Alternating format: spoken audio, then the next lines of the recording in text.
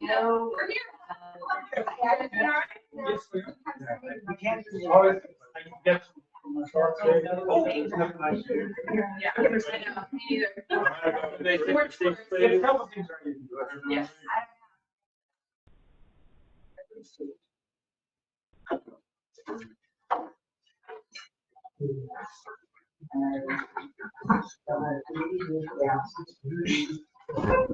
Thank you. Just I mean,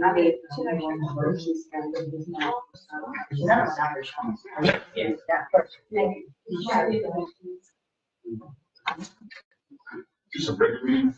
This is. All right. Keep losing people. Yeah.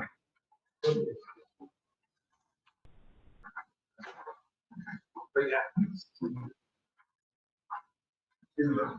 right there. There. All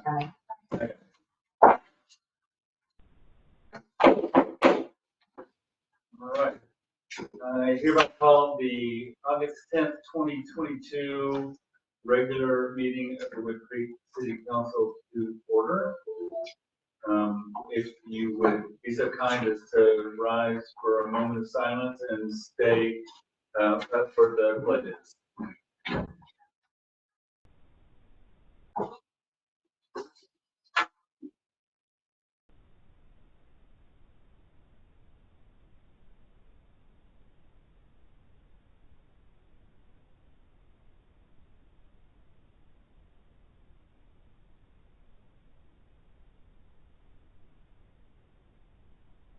Thank you. I pledge allegiance to the flag of the United States of America and to the republic for which it stands, one nation, under God, indivisible, with liberty and justice for all. Honoring the Texas flag, I pledge allegiance to the Texas, one state, under God, one and indivisible.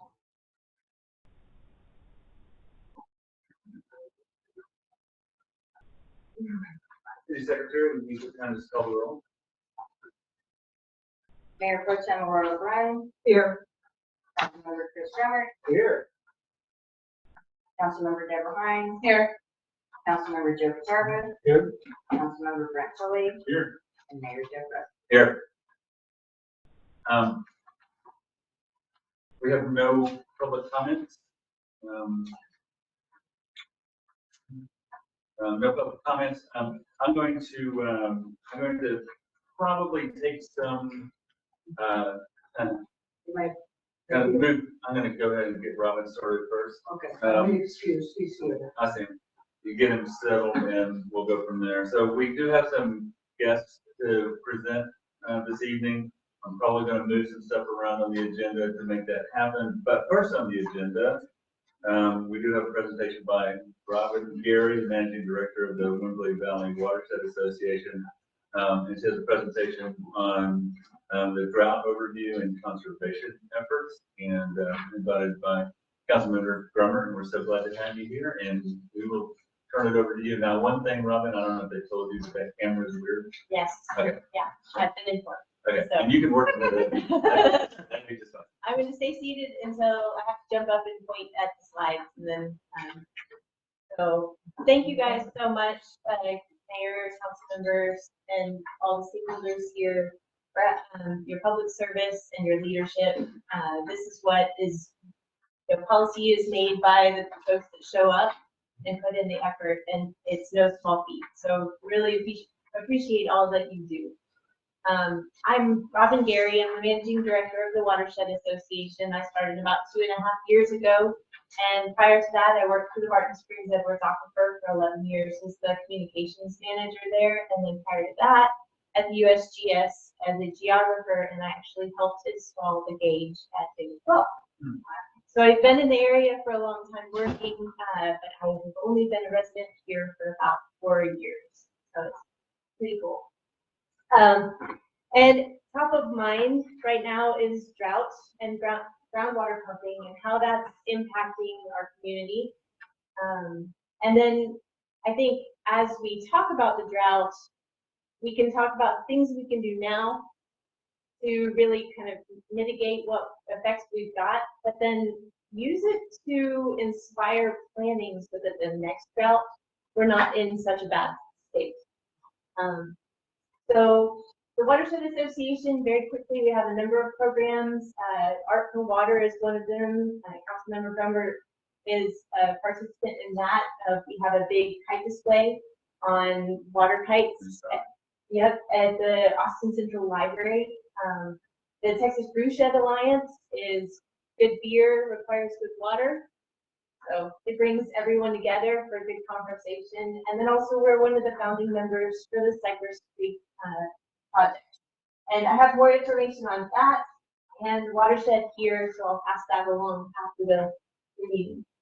But we were founded in 1996 to protect Texas water, namely Jacobs Well at that time, but we've expanded because what works here in Wimberley works other places.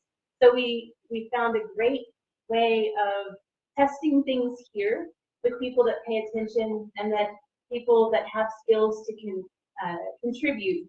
Big things happen here, and then we try to extend those things beyond the Wimberley Valley. Tonight, we're going to talk about drought, groundwater use, and conservation. And I promised to do this in 10 to 15 minutes, so we're going to rip right through it. Drought, everybody knows we are in severe drought right now. We are in one of the most extreme drought stages. We only have a little ways to go, and our contributing watersheds are in exceptional drought. So this is a bad position for a groundwater community to be in. These are all the groundwater conservation districts in our area. Several of them have enforced drought restrictions to reduce pumping by about 20%. You'll notice Hayes Trinity is not in those 20% categories, and it's not even in the 30% reduction categories. It's actually in the most severe drought management phase with 40% reduction. That's as deep as their management plan can let them go. The Bandera County River Authority Groundwater District has a 50% groundwater reduction right now. And the Edwards Aquifer Authority is on the brink of going into 40% drought. So drought is not just in our neighborhood, it's everywhere. And because water flows downhill, whether it's on the surface or underground, it's a community problem. It's a community thing that we've all got to deal with together. This is a graphic that I keep putting out frequently through our hydro report. It's usually a monthly report, and it's showing base flow in two of our most important rivers in the valley. The red is the Blanco River, and the green is Cypress Creek. The red, the base flow from in our section of the Blanco comes from Burnet Ranches and Fisher Store Bridge. So there are a couple large springs, Park Springs and Pleasant Valley Springs there, that provide base flow to the Blanco River, and they are Middle Trinity Springs, just like Jacobs Well.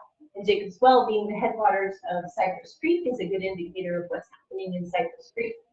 You'll notice very sadly that there is a big old goose egg. As far as yesterday,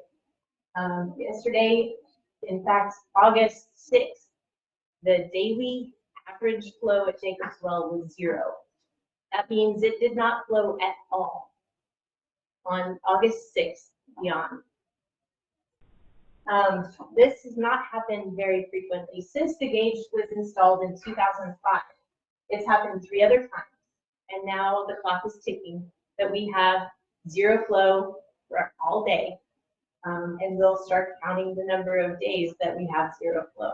This is unprecedented times. The other thing that you'll notice on this map is the monitor well, Mount Aldi monitor well. You guys all are very familiar with Mount Aldi. There's a monitor well there that has data back till late 2005. And it's really interesting to look, I got to jump up. This is the water level in that monitor well. And you can see where Jacob's well flow was in that red category. This is where it stopped in 2009. You can see how low the monitor well got. And that's the public supply law. In fact, that's one of the drought triggers for Winterly water supply. It got down to here in 2011. It wasn't nearly as bad in 2013. But look where we are recently. This one was back in 2021. It reached the lowest point on record. To show you, this is the automated graph that gets printed and through the Texas Water Development Board. We had a little bit of a recovery after these little, you see these two peaks here, and it came up, and now it's rocketing down again. So who knows what's going to happen? The beneficial thing about the Middle Trinity is that we can receive recharge. There are areas where the aquifer is at the surface. It acts like a catcher's mitt, and it can collect water and funnel it down into the groundwater system. So we do see recovery. If we were to pave over those areas, we wouldn't see nearly as much recovery because we would block the infiltration down into the aquifer. Onto groundwater use, because we're on the time frame here. I'm a geographer, so I speak through maps. Forgive me on that. The colors here are water supplies for the different water utilities in the area. Yellow is surface water only. You'll see a little section of Austin coming in there, and they're only supplied by the Highland Lakes. Then you'll see greens. Those are conjunctive use where you have groundwater supply and surface water supply. So they have a pipeline from either GCRA or LCRA that feed those communities. And the blue is only groundwater. There's no additional supply other than groundwater. Either in the western section of Hays County, it's either the Middle Trinity or the Lower Trinity. Very rare Upper Trinity wells. So we are a groundwater dependent community, and we have to take very good care of that groundwater because there's not just another source that we can tap into.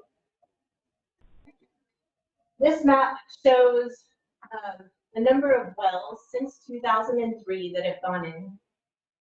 The darker, more vibrant colors, the more recent the well. And when you look at this map, you can see lots of light little dots, but then you see the triangles and the darker blue dots. Those are wells that have gone in the triangles from 2014 to 2017.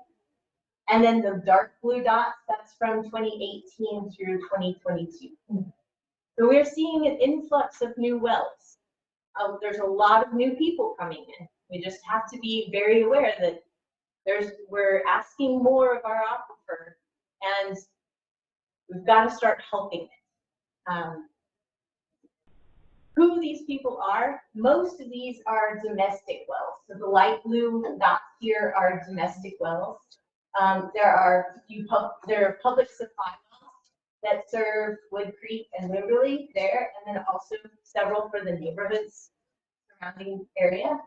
And the dark green are irrigation wells, so either something like a golf course or a high-end home that just wanted to put in another well only for landscape irrigation. We see a lot of these in Austin. Not so many of them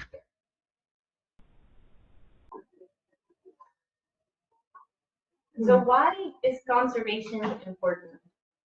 You guys live here, so you've probably seen this. Jacob's well has stopped flowing. You can see I'm standing just downstream where the water would normally flow from Jacob's well, down past Campion, Judea, through Cypress Falls. Cypress Falls, the spillway is completely dry.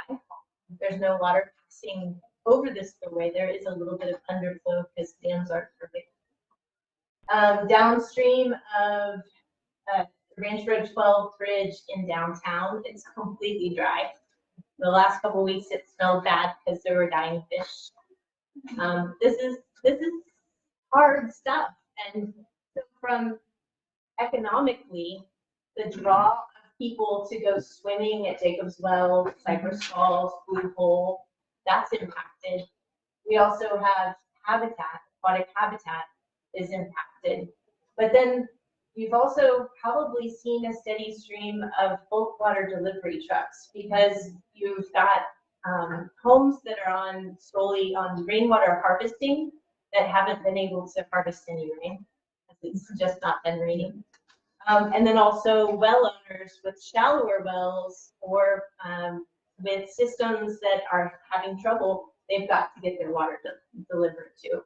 So this is a big, big problem.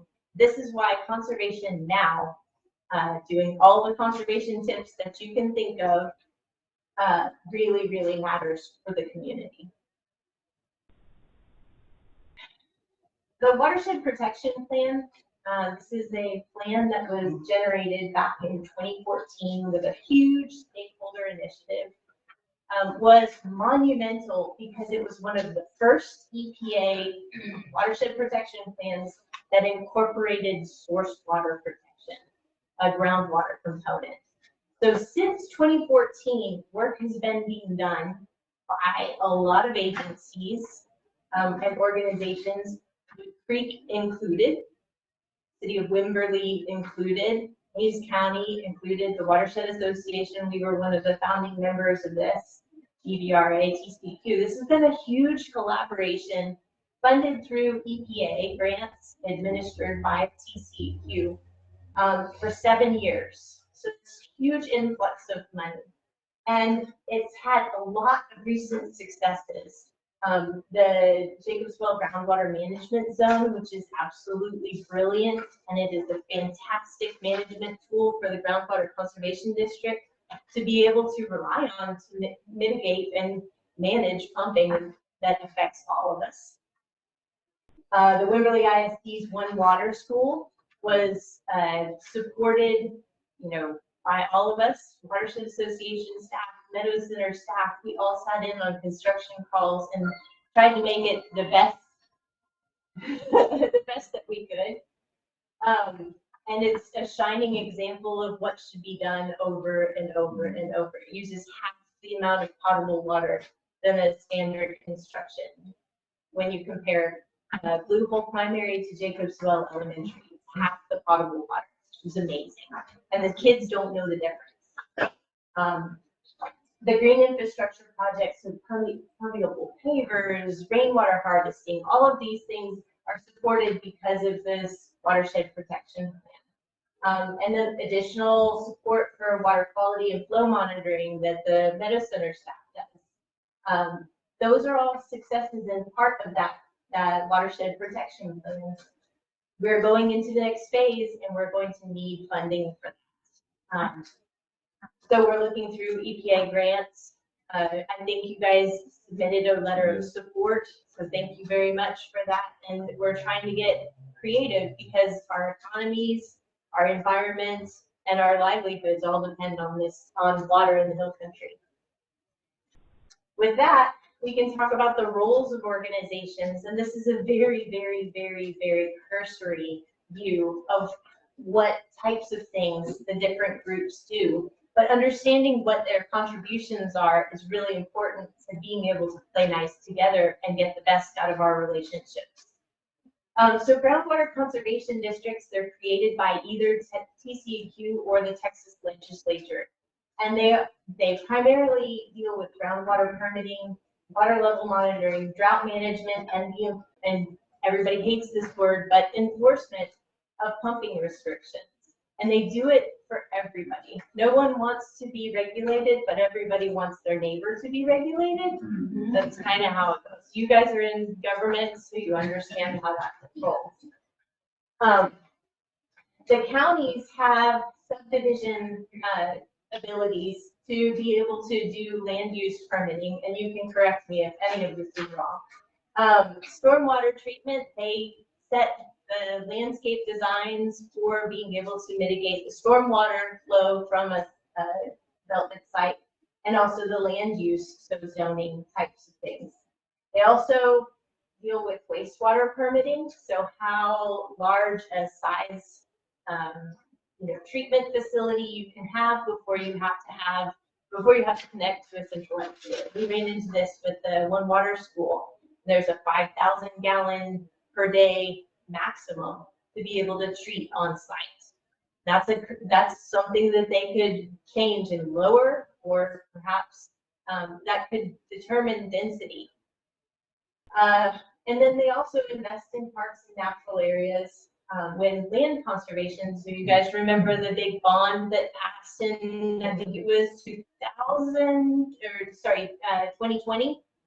That was phenomenal. That's going to increase the amount of acres in conservation and really protect a lot of our critical zones. Cities, like you guys, I was going to put municipalities, but it didn't fit, so cities went there. You guys have local land use controls and have a say in your stormwater ordinances and impervious cover limits. And those are very, very useful tools to be able to decrease density and allow for good infiltration of water to recharge aquifers. Also the water and wastewater supply commitments. So your water utility is beholden to provide water to you, but they've got to work with you. So that relationship is another one you can lean on to get more protections in place. And then also parks and natural areas. There's lots around, and greenways, things like that. Your comprehensive plan is fantastic, and looking at ways to increase those areas. And then NGOs and nonprofits. And you'll notice that residents and businesses and water utilities is all kind of the same color. I did that on purpose so that we could talk about user drought contingency plans. Those are basically, they're like a evacuation plan for a fire. It's the same thing. What are you going to do when we're in this stage of drought? What are you going to do when you're in this stage of drought? What are you going to do in this stage of drought? User drought contingency plans are mandated by the Groundwater Conservation District. All water utilities and permittees have to have them. So that's something that determines what is appropriate behavior by the end users. So how we can, that's why there's like no watering, no outdoor watering. Those things are all set forth in the user drought contingency plan. Also, for conservation easements, for example, the Watershed Association has over 500 acres of conservation easements for fee simple ownership of conservation lands, and they're all managed for recharge. I am a scientist, as you can kind of tell by my graphs and charts. But through science and research, we aim to communicate and inform decisions, and then also educate people so that they can make the informed decisions that we hope will be community minded. And this is the final slide, just so that I don't scare you. I didn't have a timer, but I think we're looking good. There's a lot of things to talk about as far as groundwater management opportunities for the next drought. These are things we can't do now and better the situation during this current drought. But for the next one that comes, because there will be a next one, we can look at supporting groundwater management decisions, either through voting or advocating for them outright, to enhance those drought management tools, because really the Texas legislature has said that the Groundwater Conservation District is the entity that is supposed to manage groundwater. We can refine the drought triggers so that we have more conservative pumping reductions. If we advance the kind of the steps where we can start getting into more pumping reductions, we can prolong the time period before we get into those more severe drought phases. Because it's not too hard to live with a 20% reduction in pumping, but 40% is pretty tight. So if we just started a little bit earlier, we'd have less time and 40%. Makes sense. Lot size, that's kind of decided by enabling legislation for GCDs. So some GCDs have it, some GCDs do not. I don't think that Hayes Trinity can limit lot sizes, but there may be opportunities. Oh yeah, you can correct, you can correct me after all No, this. So we don't have anything. And you can increase well spacing requirements, so that might be another tool. But our GCDs have a lot to do and not a lot of staff to do it. So the more complexity we heap on them, the more support we need so that they can have more staff to be able to handle it. Land use decrease the allowable impervious cover limits. That may be something that you guys can do through your ordinances within the city of Blue Creek. County, for example, could increase the acreage requirements for an OSSF or lower the amount of gallons per day treatment so that the systems are smaller.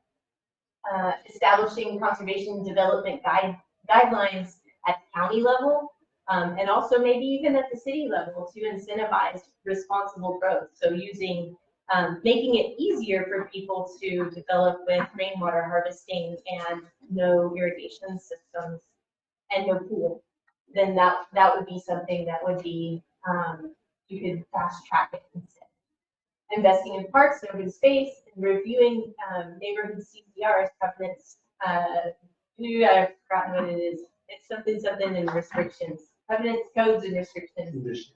Conditions? Thank you. I knew you were here for me.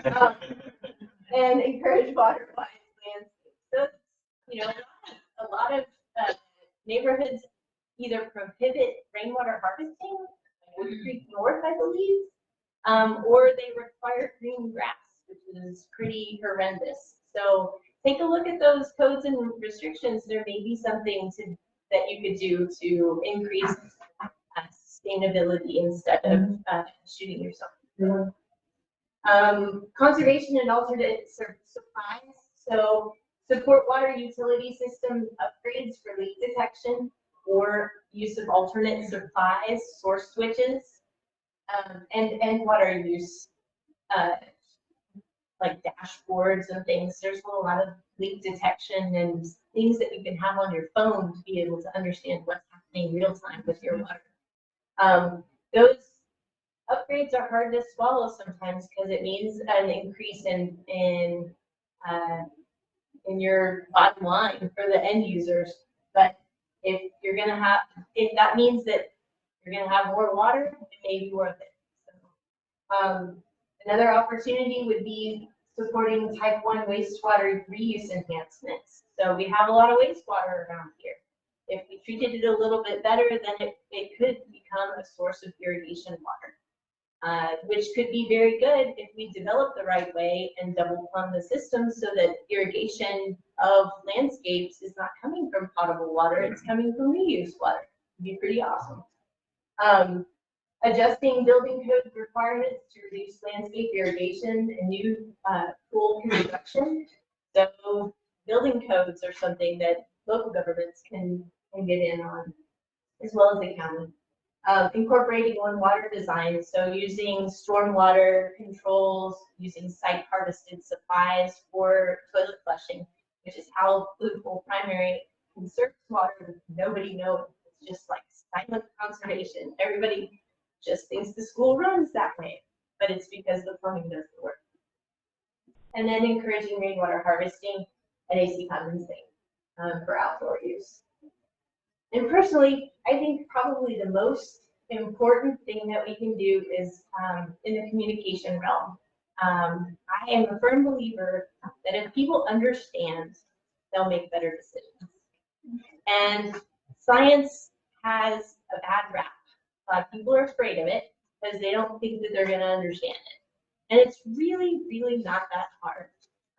You guys were just force fed a ton of science, but it doesn't feel too much like with Flash, right? It was understandable. I did the hard work, the behind the scenes stuff to make it seem pretty simple. And I think that communication tool can really enhance that inner, if you've got the right tool or right information, you can make better decisions.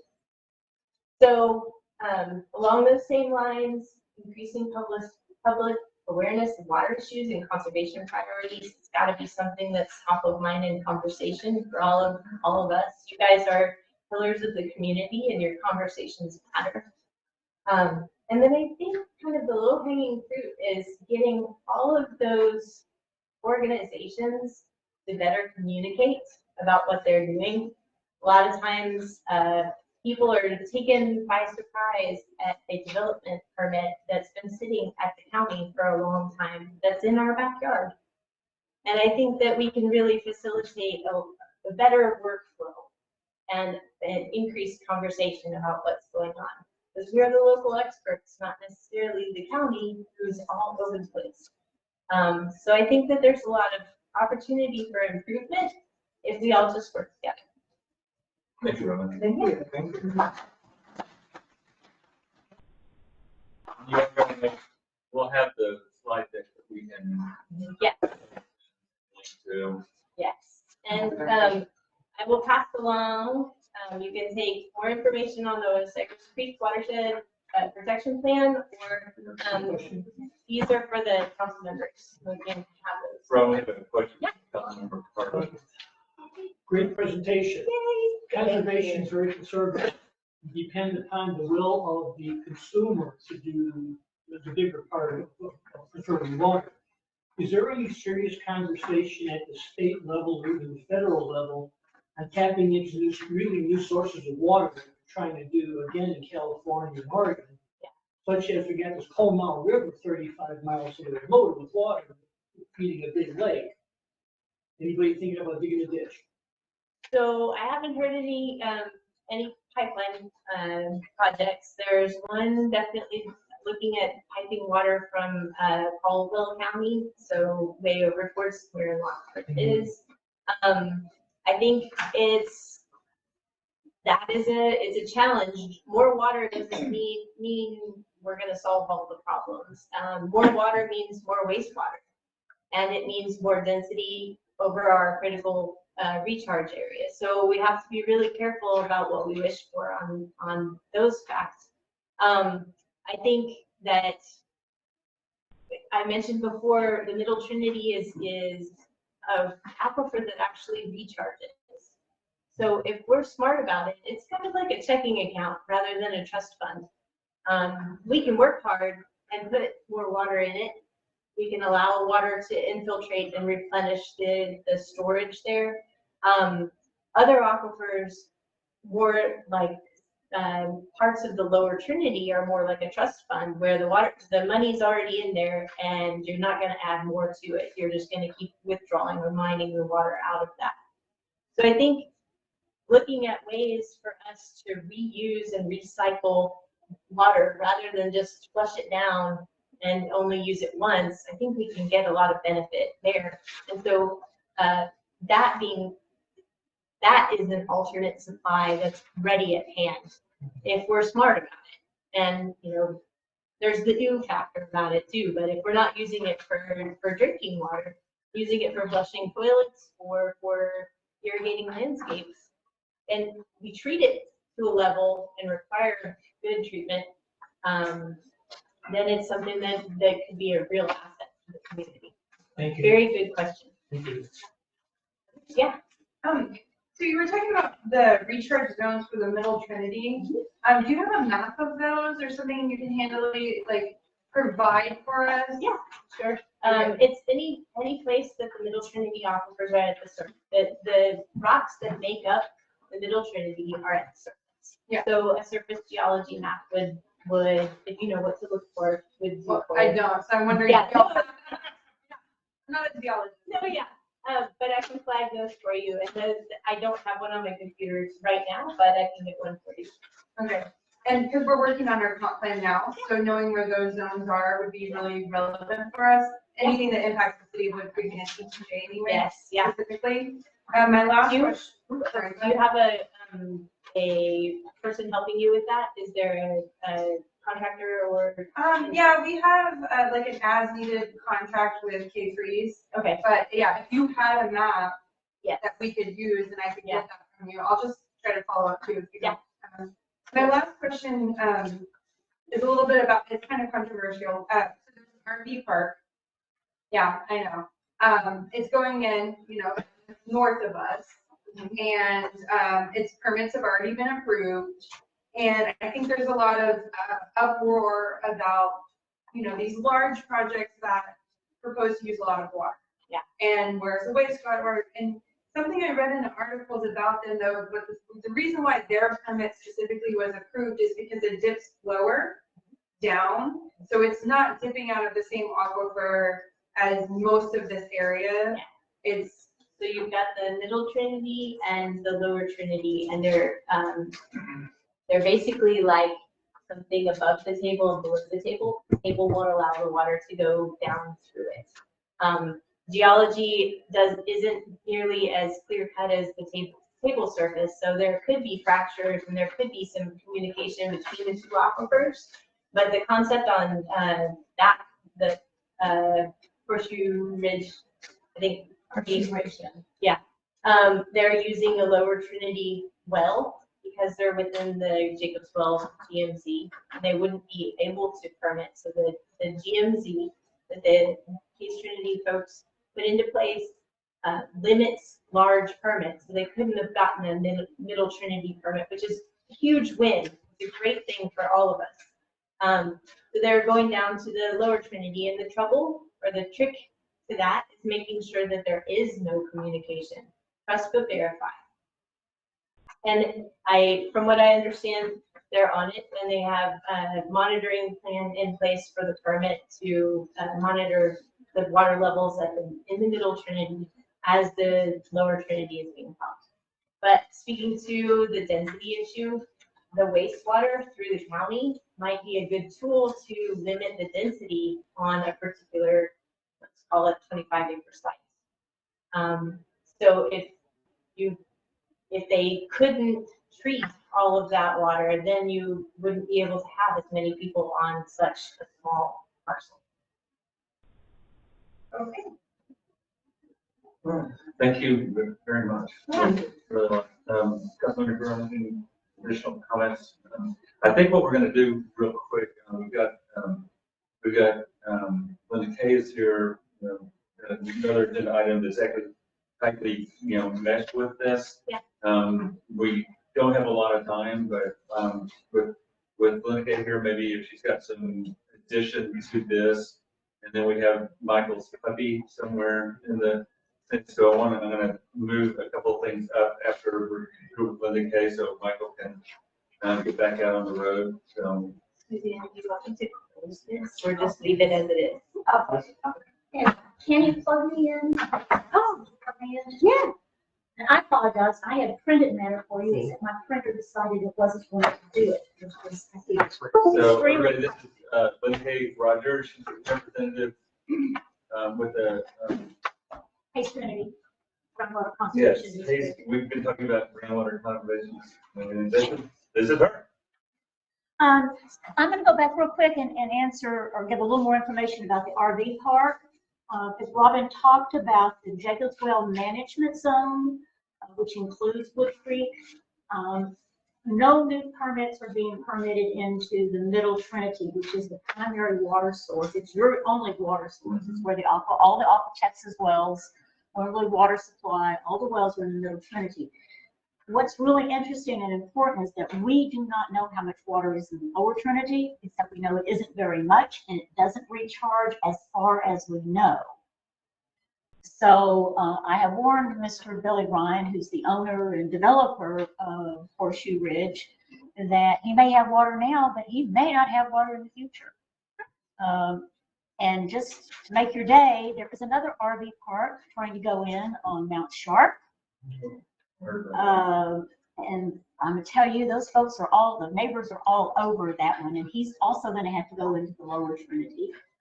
And is presently not playing by all the rules, so we'll be watching that development, but we will also have to go into the Lower Trinity, and we will be monitoring the other RV park wells in the Lower Trinity to see what impact it has. There is a Middle Trinity well for monitoring purposes only in the RV park. So we're going to get a lot of new science actually from this project. But we are doing a lot of, we're going to do carbon dating on that Lower Trinity water because we know that it's ancient, thousands of years old. And as we carbon date that and we start to see younger water coming in, we're going to know it's coming from somewhere. That there's either a fracture somewhere through the Hammett Shell, which is the table she talked about, that there's a fracture somewhere, that some Middle Trinity water is coming in, and then the groundwater district is going to have to figure out how to handle that. Because the idea is that there is virtually no recharge in the Lower Trinity. So, oops, let's see what happened here. I think, I was asked to talk about the conservation efforts. This is the letter that came from Alpha, Texas, supposedly. You'll note the date on that, April 20th. Does anybody remember getting this letter? Yeah. You do. You do. Okay. Most people do not. So the Jacobs Well Management Zone went into 30% curtailment in April. And this is the letter that was sent out. Did you find it? Okay. I've been giving them a hard time because people don't know. Yeah, stage 4 now.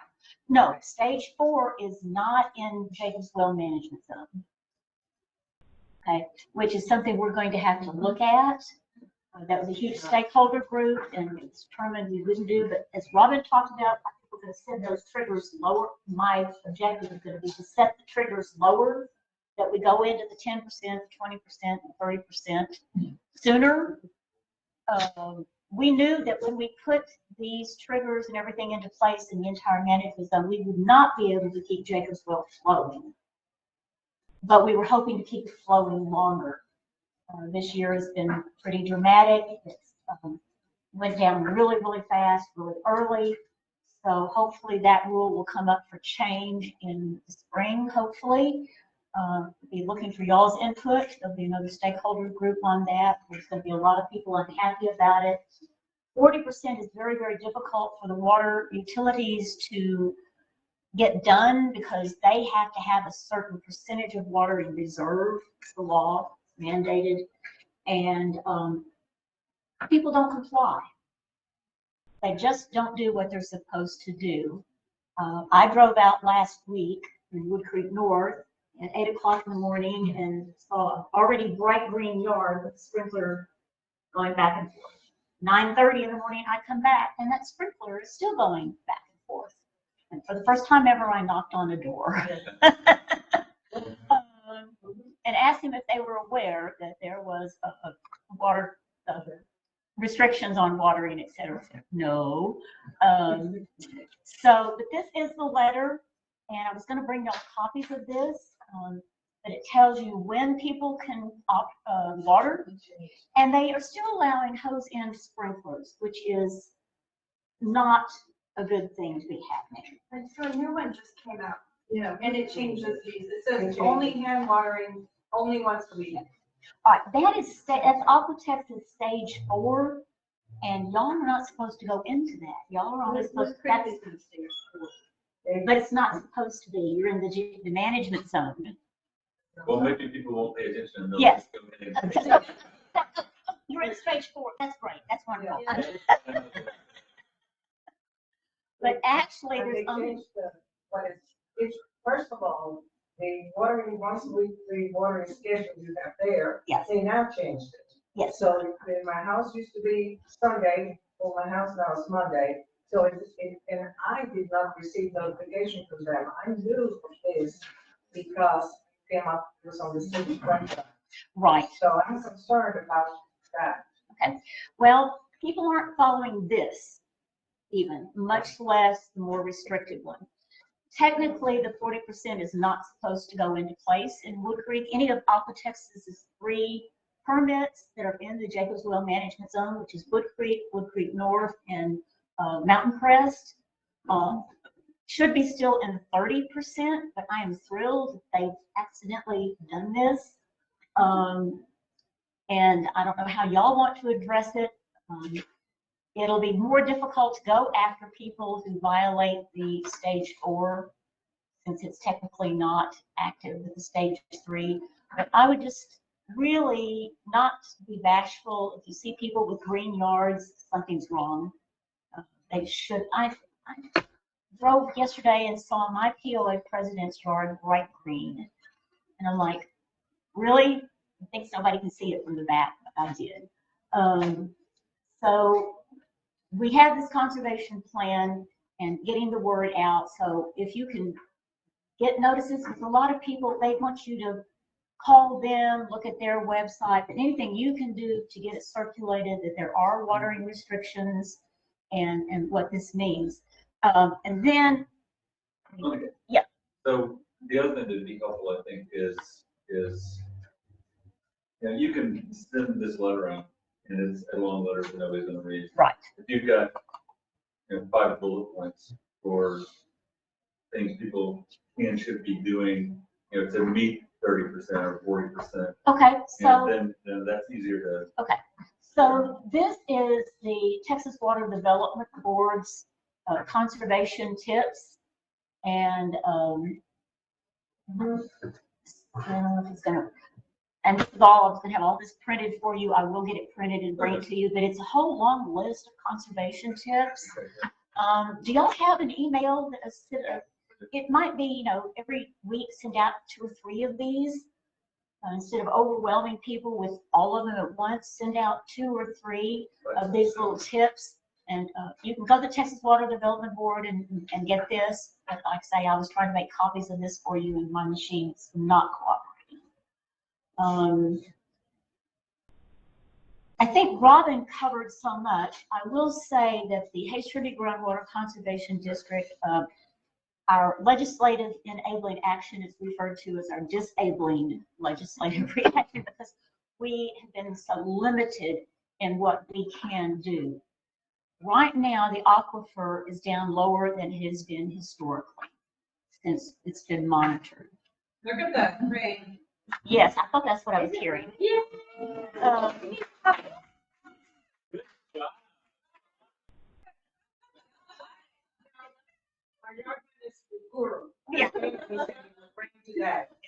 I got about an eighth of an inch. I got about an eighth of an inch yesterday. Now I've lost my train of thought.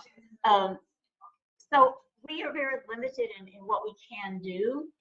And one of the things that is of grave concern now is we have what's called our modeled available groundwater, our MAG, and that's how much water the Texas Water Development Board has modeled that is probably available in the Middle and Lower Trinity for our use. And then statewide, we have what is called a desired future condition. So there are 10 groundwater districts in the Groundwater Management Zone 9, which is all the Trinity aquifer, that has a desired future condition of the overall aquifer of going down 30 feet. For the Hayes Trinity, it's 19 feet. We are currently at 22.7 feet down. We are already below a desired future condition, but it's not, it's temporary. This will not be enough for recharge. It's going to take several inches for us to start seeing recharge to the aquifer. Yeah. Pardon? Yeah.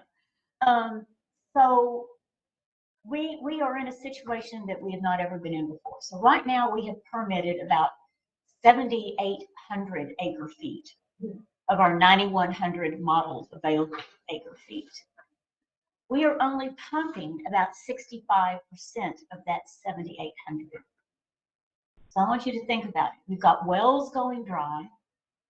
We have rivers, creeks drying up, and we are not even pumping half of what we can permit. What is going to happen to the aquifer? And I hate to be the voice of doom, but this is something we've got to start thinking about and getting our legislators to think about. What is going to happen when we start pumping at full modeled available groundwater? And we have no legal authority to stop permitting. We have no ability legally to stop permitting when the aquifer tells us there's no more water. We still have to get permits legally. Well, I'm a little confused because earlier you said there's no new permits for Middle Trinity. That's just in the Jacobs Well Management Zone. All the rest of the district, and we've got a huge operation called Mariposa, or Marisol, I'm sorry, Marisol up on the Pedernales, right on the Travis Hayes line, and we're jointly working with that groundwater district.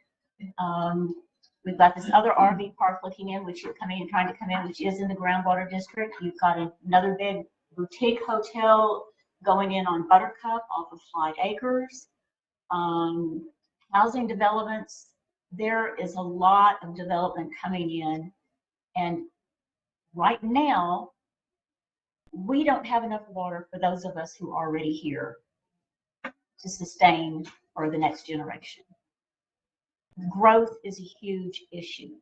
And our county has very little authority also to manage growth because they can do nothing. They have no authority other than sewage outside of, I forget what it's called, but anyway, their ability to manage growth and manage development, any of that, is very, very, very limited. So working with our county commissioner, talking about trying to increase lot size in order to have a well and a septic system.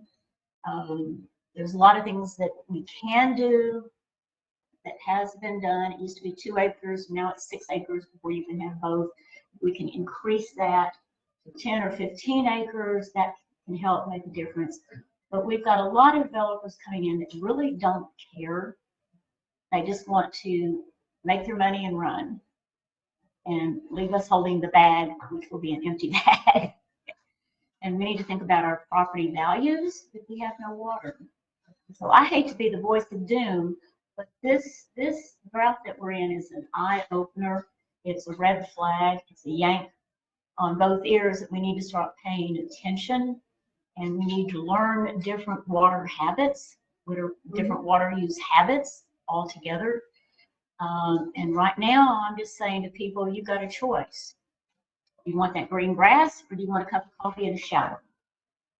Because we're getting to the point that we may have to start making some of those choices. So I'd mostly like to just answer questions because Robin covered so much. Brent? Well, I have 2 questions real quickly. First of all, I hear people that are new kind of to the area say that, well, why don't we just run a pipeline from Canyon Lake, and I'll take care of this, but is it most of Canyon Lake allocated? It is. Okay, so we It is. can't put a straw in there because that's what we're supposed to. They've got a little bit, but mostly Blanco County is getting that. And the other thing is, guys, we live in rock. The cost of running a pipeline is pretty high. You know, EP, their pipelines were going to go east, and that wasn't too bad. But to come west is going to be very much more cost prohibitive. The Carrizo Wilcox aquifer, this is sandy aquifer, and it has a lot of water. That's where most of the pipelines are coming out of, and that's where it may happen in the future. But again, it's going to be really, very, very costly. Now, in the northern part of the county, we have the West Travis PUA pipeline, the old LCRA pipeline. They have water, but they don't have the pipeline to carry it right now. And most of that is going up to, some of it into Driftwood, and then up into the Dripping Springs area for a lot of that development. Currently, there are no plans for it to come very far this way. So pipelines, if the growth continues, pipelines will have to be the other water source, but rainwater, I'm on total rainwater collection. I'm extremely conservative. It's just me. But I'm doing fine, but I know a lot of other rainwater people who are having to buy water and haven't hauled in. Anyway, last question is kind of for maybe Bud as well, and for both of you. What role does the city have in terms of enforcement? I mean, I see people in the neighborhood that are probably watering every day, and I don't know if you can. When ordinance says if you use more than X number of gallons a day, then something happens. I mean, is that within our ability to do that, to enforce these water restrictions? Can I ask a loaded question? Sure. Okay, so, would it be a fair statement that under the local government code, mandatory approval for counties, mandatory approval for municipalities, as you refer to, disabling legislation for Hays Trinity that requires permitting, and then what could be viewed as very restrictive drought contingency plans for the holders of these CCNs, and limited enforcement authority. All of those things collectively make it very tough for a municipality like Wood Creek to have any hand in enforcement. Right. And then because of Texas law, the holder of the CCN has the exclusive right or the exclusive authority to enforce restrictions under a drought contingency plan. Yes. So if a city like Wood Creek wanted to have a hand in actually taking drastic steps to do things that would be helpful to conserve water, not only in the short run and the long run, it would be necessary to speak with a unified voice at the legislature and address things like mandatory approval, mandatory permitting, and providing the city a greater hand in more stringent drought contingency plans that provide for greater enforcement mechanisms and potential penalties for those that flagrantly violate. Pretty much everything goes back to the legislature, Yeah. but, so the bottom line is, the city probably can't do much of anything, but Aqua Texas, because of their drought contingency plan with the groundwater district, they say in the letter that, that they will restrict people's use if they go over their watering, but I don't think they keep a close eye on who's using more water. Pick up your phone and call them, hey, so-and-so was watering, and it's not their day to water, But I've already done that, and they said they called. But then under. Really? Yeah. Thank you, I will follow up on that, and it's not part of their drought contingency plan. Under the drought contingency plan though, is it difficult to get the notice out so that it's up? No. No, and we've had discussions with this. They are notified a little bit in advance now of when we're probably going into a curtailment. And we did have a 30-day lag. We've cut that down to probably about 10 days. So we're reaching out to all of our permittees to say, it looks like in the next 10 days or so, we're going to go into this stage of curtailment. And then they can get those notices out. It is a little difficult for them, but that is their responsibility. It is in their permit, it is part of their permit to have this drought contingency plan and to enact it. So. Do you guys have a copy of their drought? Yeah. Perhaps you could get them a copy so Well, you can see what. It's the rules. It's that letter they sent out. Yeah. That's it. No. It's on file, it's on file, you see. What's that? They have to have it on file. Yeah. With the district. Right. But there's actually a file stamped copy. What is sent out in those letters, I can tell you, is not always accurate. It is important to sink your teeth into the actual drought contingency plan on file with the state, because that is where you get that bedrock steadfast information that this is what you filed with the state and this is what you must live up to. And if in fact the CCN holder is running afoul of that drought contingency plan, that's where city can speak with the unified voice and say, you're not doing your job under this, and you can address that with the state. Yeah, but also the One at a time. drought contingency plan that they have on file with their permit would explain all the actions that they would take at all of the drought stations. Yes. That's right. That's not what was in the plan. Right. You're right. A lot of, yes, actually, most of it was for that stage of curtailment. So I just think. We that want it the whole would be- plan. You want the whole. We have that. We'll be happy to get that Okay, to you. if you would, that If you'll would be- contact, in fact, I'll just get it sent to you. Thank you. because frankly, this is where maybe the city has some handle in your negotiations with Aqua Texas, that you have to file a better drought contingency plan, tighter, this you have to do, and you have to do it because we're gonna be watching you. But, you can file a complaint with us that they're not following it, and we can follow up on that. But if you've got just a neighbor, and I hate to be, water Nazis, but terrible term, but some people just don't know and some just don't care. And that is your shower and your cup of coffee that's in jeopardy with their green grass. So Yeah, we're running about 45 minutes Okay. fast. So I was just gonna, because I have the letter in front of me, the one they recently sent out. I understand that you're saying stage 4 isn't where we're at now, but this part of the letter was the same in both. And it just says that the penalty essentially is that you pay for a $50 device that gets installed on your house after your second warning, or you get one warning and then this, and it's a flow restrictor. Yes. And so it basically will involuntarily reduce your use of water. Yes. And so The I'm problem- surprised there's no financial penalties, because that's what other places do. Well, and here's the problem. I don't know that they've ever put one of those on. They do not follow up. They do not follow up with the complaints.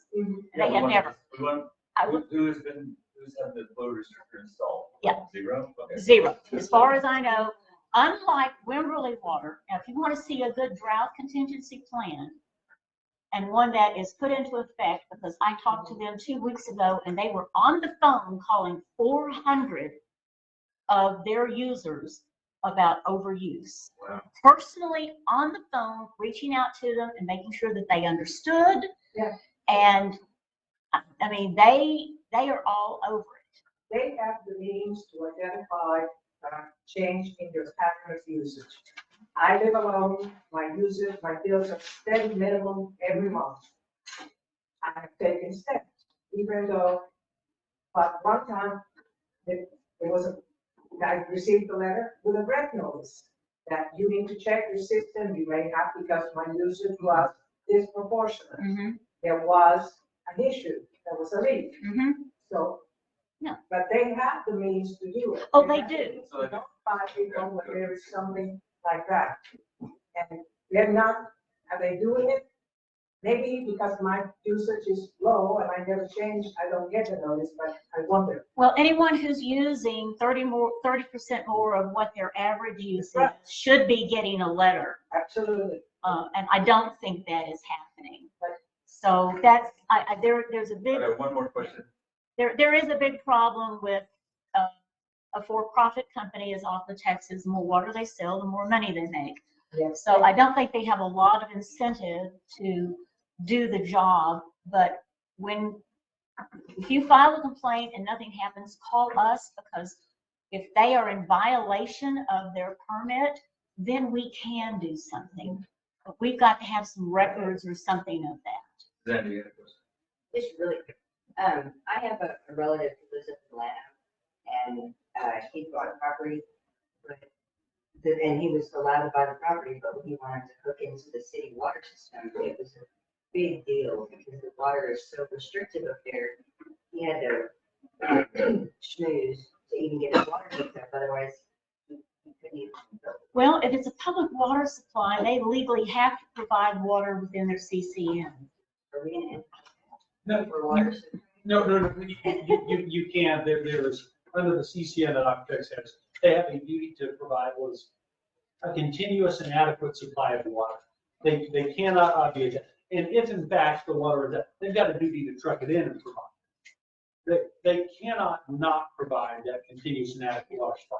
But the issue comes in if the drought contingency plan is effectively being ignored, and the ignoring of that drought contingency plan is causing harm to the citizens. That's the basis of it. All right. Malika, thank you very much. Call me anytime, guys. You got my number. I'm glad to talk with you anytime. Send us your stuff. We'll- Yep, I'll get some stuff to you. If I can get my printer fixed tonight. Do I just pull this out? Yeah. Yes. Yes. Like- Thank you, Ryan. Thanks, guys. Thank you. Thank you. I'm going to move along here. In the interest of Michael's gone. I'm going to move into, we're going to cover 12, 13, and 14 next. They're related. Councilmember Brummer's discuss and take appropriate action. These are all related. Michael Sledge is, Michael Sledge is a representative from Grant Works that we talked to about how all this work, gave us some advice. So we're sort of working through that. So I'll turn it over to you, Councilmember Brummer. Mayor, I move to approve authorization to issue requests for proposals for administrative services, RFPs, and requests for qualification of RFPs for the Texas Community Development Block Grant administered by the Texas Department of Agriculture. I second. Mayor, if I may, Motion, second by Mayor Pro Tem LeBrun. Yes, go ahead. I would like to defer to our grant expert, Michael Sledge of GrantWorks, to explain or answer any additional questions council may have. Yeah, so if you would mind step up to this area. So the way we understood it is that, you know, any time that we want to apply for a grant and have it work, you know, grant has to go out for proposal. So this is part of that process. So if we want to apply, these are great grants that we do qualify for, but for us to do it, we have to go through the RFP process. So this is what that process is. And Mike can explain more. Yeah, so been with GrantWorks all of 4 months now. I recently retired from TxDOT after working there 18 years. So I'm still learning this job. So if you guys ask some questions today that I can't answer, what I'll do is go back and get you the answer. But, you know, as the mayor was saying, that these are programs that are out there. And what we've actually done is done some pre-scoring of these grants. We kind of look at communities, and based on certain criteria, we can kind of score you guys and determine whether you will be in a competitive position for some of these grants. And with the community development block grant, you are. So that's a good thing. And the other thing we have to keep in mind is because these GrantWorks will more than likely be interested in, you know, bidding on some of these opportunities, we have to be real generic in the conversation that we have as we talk about these grants. But the community development block grant that we're talking about is a maximum of $500,000. So again, it's a very good place to start, and it can be used for things like sewer or wastewater, those type of things. If I may, we have been looking for opportunities. We have needs that are greater than our resources. And these opportunities, Councilmember Grummer has been very active for a number, before even he was a council member in this area. So I think that this is something good for the city. And I do want to mention that there is no financial obligation to the city. This type of grants is based on awards that the city receives, and then it's a contingency fee. And it is a way to get resources and relieve some of the pressure on our capital. Any other questions or discussion on this first one? Community Community development block grant. grant.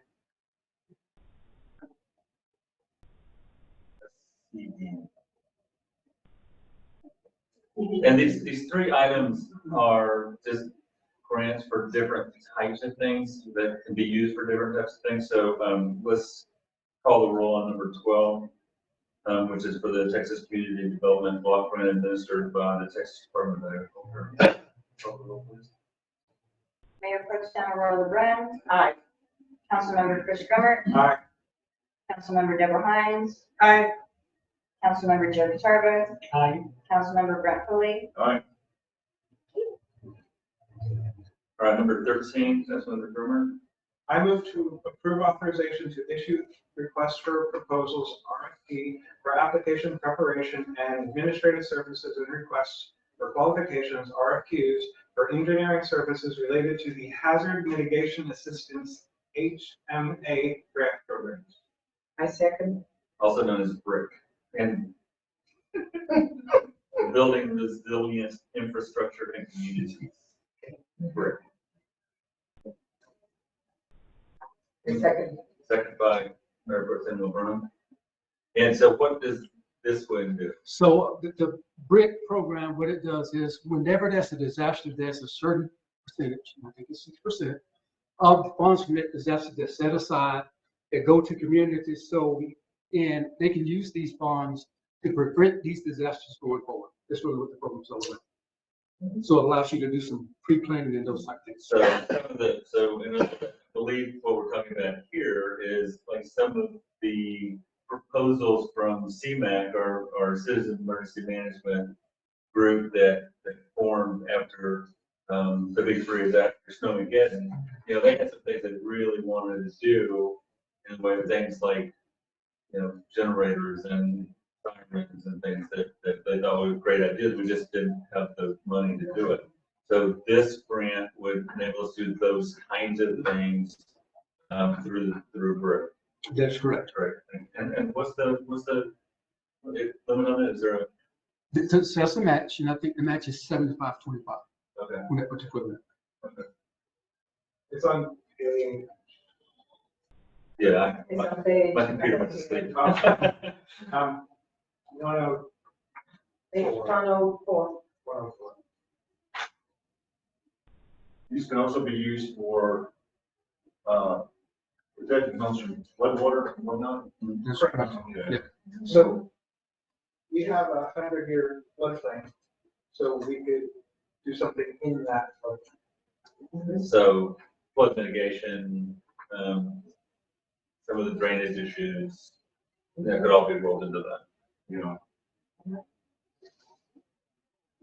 These are very good grants, but what I want to say is they're also very competitive. That's right. That's why we need the help. Well, they are, yeah, exactly. They are very competitive. And when you have, I mean, and GrantWorks, you know, they're not under contract to us. I mean, we could go out to RFQ, they could win one of these, 3 of these, none of these. But somebody else would come in similar that does the same kind of work. So the point is, we want to go after these grants. We don't have a staff of grant writers. It's worth the investment for us to, you know, make the connections. Can I ask a general question real fast? When you first started talking about this, you said anytime we go out for a grant, we have to do an RFQ. So all of these grants that we've been deciding to go out for, do we have to do an RFQ for each of them? No. About the Kozak grant? No, like, well, that one's already done, but I'm saying like, we've been talking about a lot of grants recently. And I just wanted to understand, because you said. If we want to, yeah, if we want to hire administration or engineering or some of those other grants, if we want to go through that, you know, that That's the process. requires a bid process. You know, Yeah. that's the state. You know, you can't just, you know, just hire GrantWorks and put them on retainer. Yeah. Right? So you have to go back at it again. If we write our own grant, if you just sit back on your computer and do a grant that's not required, but if we're going to bring in some support for it, then it has to go to our. And if it is specific to the type of, but I didn't have Right. it. So what GrantWorks has been bringing towards us are things that already have, it's a big complex. Right. So it's, in the grant, it requires these measures. Okay, I just have one more question. I'm sorry. I just want to understand all of this clearly. So when previous city manager Lewis said that we have a grant writing team that he was already in contact with.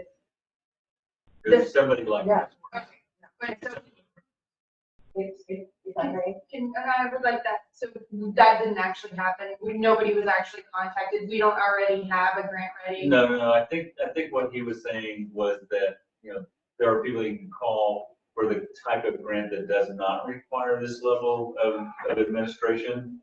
You know, that they're going to just, you know, we're paying them to literally write a grant, you know, and they have some grant, they're not at the same, I mean, my understanding of it is not at the same level that GrantWorks or a similar company would be at. My understanding when I spoke to City Manager Cruz, because I spoke to him several times about pursuing grant opportunities, he did tell me there was a team. I don't know who they are. They're definitely not grant. And when I went back to him, he said that they were not interested in our city. Grant Works, from what I have researched them, what I know from them, is different type of group than the group that Mr. Lewis was working with, in that they were founded to help small cities. Correct. The founder of this organization, that was, I understand, was a, I got a lot of research, Michael, you know I do. That when he understood it, he said, as one person, that was his goal, to help the smaller organizations, the smaller cities that do not have the resources. And that's why we contacted. I just wanted to clarify, we need to circle back on all those other grants that were. And the other thing about GrantWorks is we're a for-service organization. So if you hire GrantWorks, it helps you manage that contract throughout the whole process, filing the appropriate reports with the entities where they need to be filed. Yeah, I think one of the things that impressed me most is that a company like GrantWorks, let's say that we got a grant that would help us with infrastructure, roads, drainage, whatever. Besides just writing and submitting the grant, they administer it, from beginning to end, making sure that, they work with the engineers, they work with the construction people. They make sure they get paid, it's like hiring on a staff, on a temporary basis to get the project done. So it's paid for out of the grant. The grant pays the administrative fees. That's how they make their money. Right, does that make sense? Yeah, it's just, we have passed several motions now to say, this board look at this grant, this board look at this grant. So it's good to clarify that nothing's happening on the city end on that right now. There was not a company There wasn't anything that we established know that, pick it that's up. writing those grants. It's like, okay, so So if we we need want to to circle do back. that, if we want to do that, we need to either do it themselves, or we could, ask. I mean, we could go up for RFP on them if we wanted to, and Michael typically advises this. I mean, we can call him up and say, okay, well, we have this thing, what do you think about that? And, he might say, well, no, that's something we can help with, or no, here's what you probably ought to do with that one. And that may be a time when we may be aware of a grant. We'll come out and say to you guys, hey, this is a pretty good looking grant, something you guys ought to consider. Right. Very proactive about it. That was the part I liked, is that, that's their business. It's like, okay, we know what's out there, we know where the money is, through, every source, right? And if we have a relationship, they come and knock on the door and say, hey, I don't know if you've seen this, but, it's just, this strange twist on the infrastructure bill, and, we think you can probably nail down some money for your roads. So they're out there looking for those kind of things, so they know we're square one. Do we have any other discussion on this? We got one more to get through, so we'll call the roll. Is that okay with everyone? Yeah. Councilmember Chris Grummer. Aye. Councilmember Deborah Hines. Aye. Councilmember Joe Guitarba. Aye. Councilmember Brett Foley. Aye. Mayor Pro Tem Aurora Brun. I, Passes unanimously as well. Item number 14, this is an existing one that we're talking about on this one. So if you'd like to bring that one to the table, Councilmember Burrow. I move to approve authorization to issue requests for proposals, RFP, for applications, exploration, and administrative services and requests for qualifications, RFQs for engineering services related to the American Rescue Plan Act, ARA grant program. This is again, like you said, this is I need what a we second. already have. Second.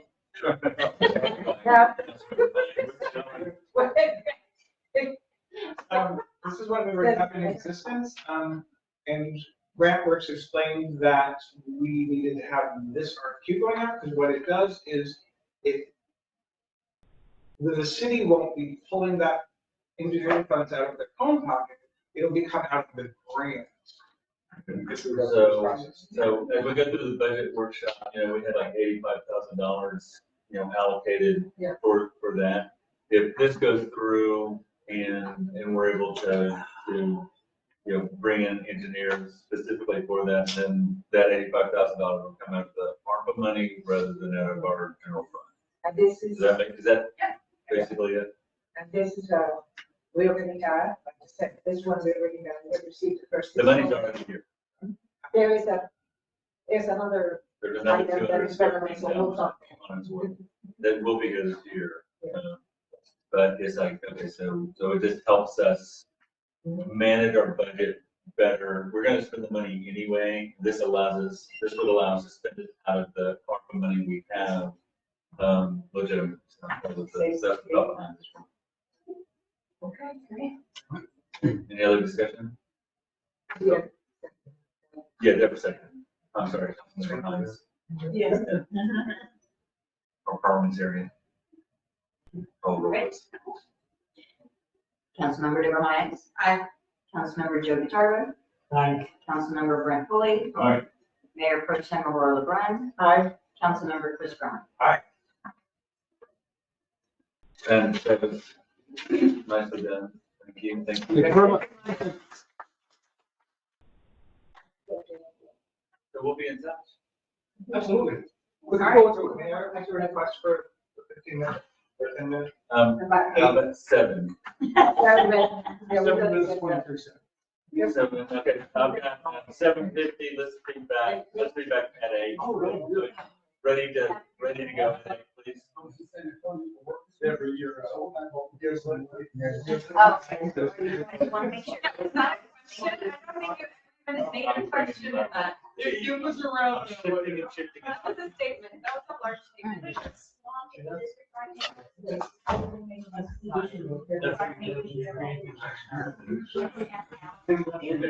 Oh, I did. Yeah. General manager doesn't want to talk to you. This is where I want to work.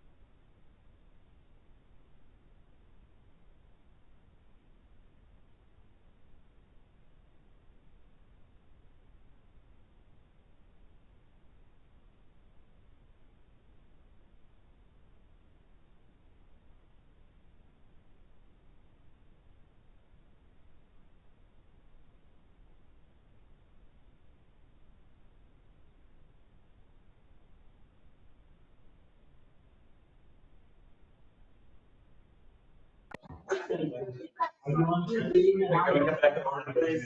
which one? Ordinance. Okay, all right, good. This is what you guys,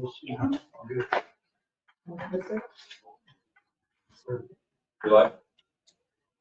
Yes. Going back to order, again, gonna shift up the program a little bit, and, we're gonna take on, item number 6. Person LeBrun. Item number 6, I would like to move that we authorize the Platinum Growth Panel to develop a draft request for proposal. This would be, to previous item, for engineering services to assess the recommended area for drainage, for drainage repairs. I second. Seconded by Councilmember Drummer. Yes, so they would develop the RFP, so the thing that staff then sends out, so you're having the panel develop it, that's all this is? Okay. The plan is to take the council's recommendations back to the Platinum Panel at their next meeting next week.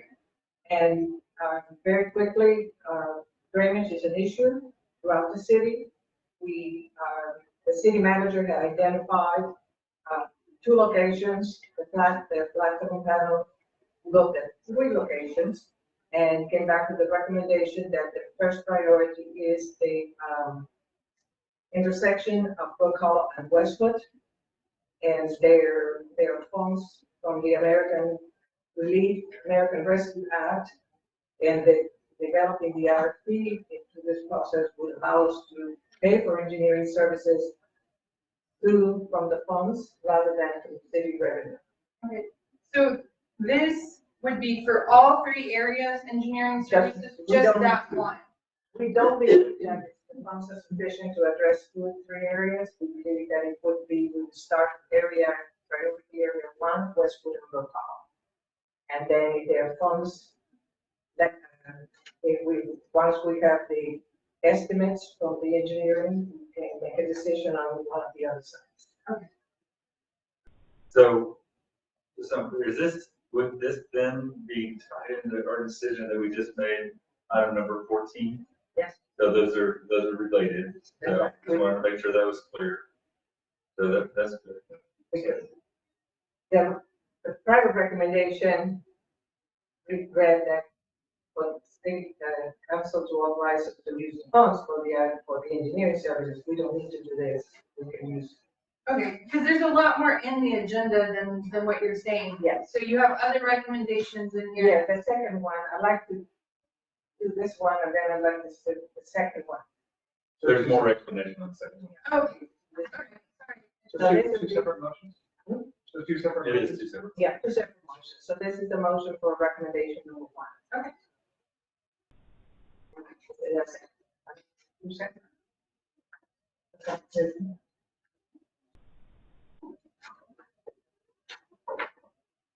Yes, I'm sorry, go ahead. Somebody. The second?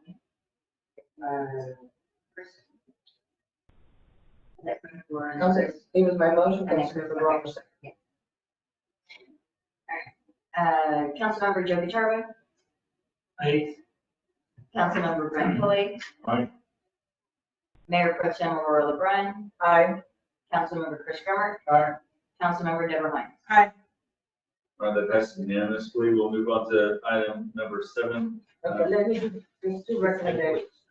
The recommendation, I do want to say, council liaison for the Platinum Panel, it is my duty to bring the recommendations as presented by the council. And when the drainage issues were discussed, the Jack Miller Doolittle intersection was one of the sites that was discussed. The panel made the recommendation, and that's why I put here review. I don't know that we made an action item here. Review the panel's recommendation was that we, specifically the mayor and the mayor pro tem, contact Canton Udea within the to have them help the city finance repairs to that intersection. Could I quickly, what is the actual motion? Yeah. It's a review, a discussion. Oh, so your motion is to discuss. to discuss. I second motion to discuss. You vote on I- it. The agreement with Campion Judea, which I initially negotiated, there is some annual donation from Campion Judea to the city.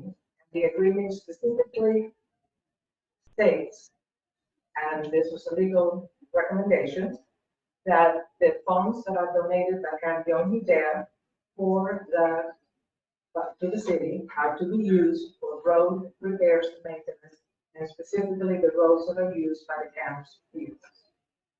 So there's already a sum of money being given to the city annually for road repairs. So my concern, what I'm bringing here for discussion is this recommendation that is being made is already an agreement between the camp and the city. Then the city receives financial amount for specifically for roads. That was, at the time that the agreement was negotiated, the legal advice was that any type of donation had to be like for parks. You would receive a donation specific for parks. And in this case, the donation is specific. So I respect that recommendation made by Black panel. I believe it's already being addressed. And to seek additional financing of the camp, I would like to hear what the city attorney is.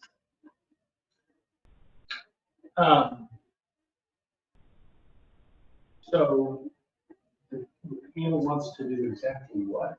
I was for the mayor and I to go to camp representatives and request their financial participation to fix that spot. We can do that. I mean, they can look at it. It's $5,200 in 23. $5,100 this year. So, for $10,000, like it hasn't been specifically, it's like it comes in, but it's not allocated like we do with parks or trees. We could do that. But if we're gonna do work in that area, $10,000, or you can even go back and pick up, years past, it's not gonna do that work. So you're suggesting that, hey, listen, we wanna do this, it would be good for everybody involved, and would you consider it? And they say yes or no. I mean, I'm willing to do the discussion with them. I just want to make sure that if we have that agreement, that we are not doing anything that could conflict. The representation has to be clearly made that this is, regardless of what the agreement says, this is a separate and distinct ask. And I think the way that I'm conceptualizing it is, listen, there's this area that I think you would like to fix, and we would too. It happens to be a little lower on the totem pole of the city, but you can help us with this cost. We might be able to get it done sooner. So what say you?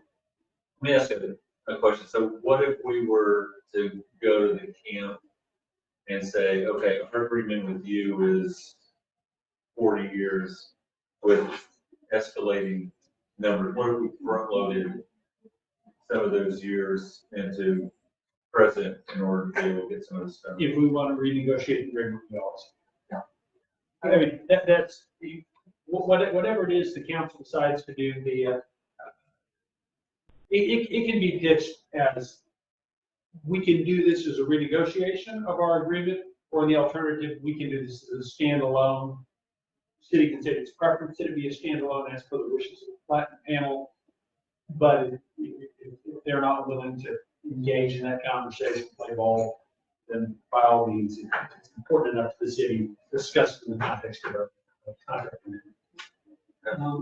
Two quick questions, one of which is definition of what's a smaller street? What do you mean by smaller street? How do you operationalize that? This is a drainage issues. Pardon me? These are drainage, these are areas where the drainage is above the road. She's not using that through, It's at the intersection of Doolittle and Jack Miller. I think to answer your question, what she's talking about is these are not our main thoroughfares and heavily traveled. They're cul-de-sacs. They're in, you know, with limited houses, less traffic. that would be nice to see explicitly here. for this But one. the 90 days. The other is in terms of, is the time since the last resurfacing a good No, this indicator? is a different, this is item 6. This is drainage. So my- You're on seven. You're This seven. is not. Okay, Yeah. sorry. This is item 6. Well, let me ask this, this, is resurfacing, the time since the last resurface, is that a good indicator of condition? Jack Miller, I mean, Jack Miller is from, has a number, and Jack Miller has, this is another item, so I'm just gonna talk about the specific drainage issue of Jack Miller and Doolittle. Then we're gonna move into some more And detail. then we'll talk about resurfacing later. And again, so that's. I add one, just that our discussion was that part of the need for, repair the drainage is because of the size of the vehicles that can be done to bad uses. And so it is in a way part of their responsibility.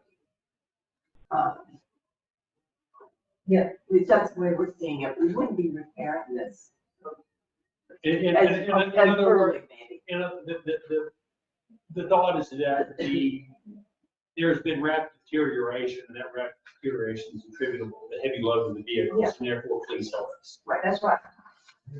Councilmember Hines? So I think there's no harm in asking, because the worst they can do is say no. So that seems like an easy yes to me. I will say I'm slightly concerned that we've had this item in the budget, but it's never been clearly committed and directly tied to road funding, and that would have been nice, and so I'd like you to clean that up moving forward. Yeah, the last thing, I mean, it was really helpful hearing your justification for asking them, because I wonder why we didn't go to the golf course when we did Wood Creek Drive, you know, so that's my one hesitation about singling them out about an ask for road improvements, because it's like, okay, then do we ask Hill Country Liquor, spirits, whatever, you know? And so, I mean, I don't mind asking, I think there's no harm in asking, and all you get is no. Especially if we're already down to that donation legally, no matter what, I mean, you're not putting that at risk. Well, we're back to the donation. It is tied to roads. It is. It's tied to road It's and not drainage gonna be agreement. fixed, and it's time to vote.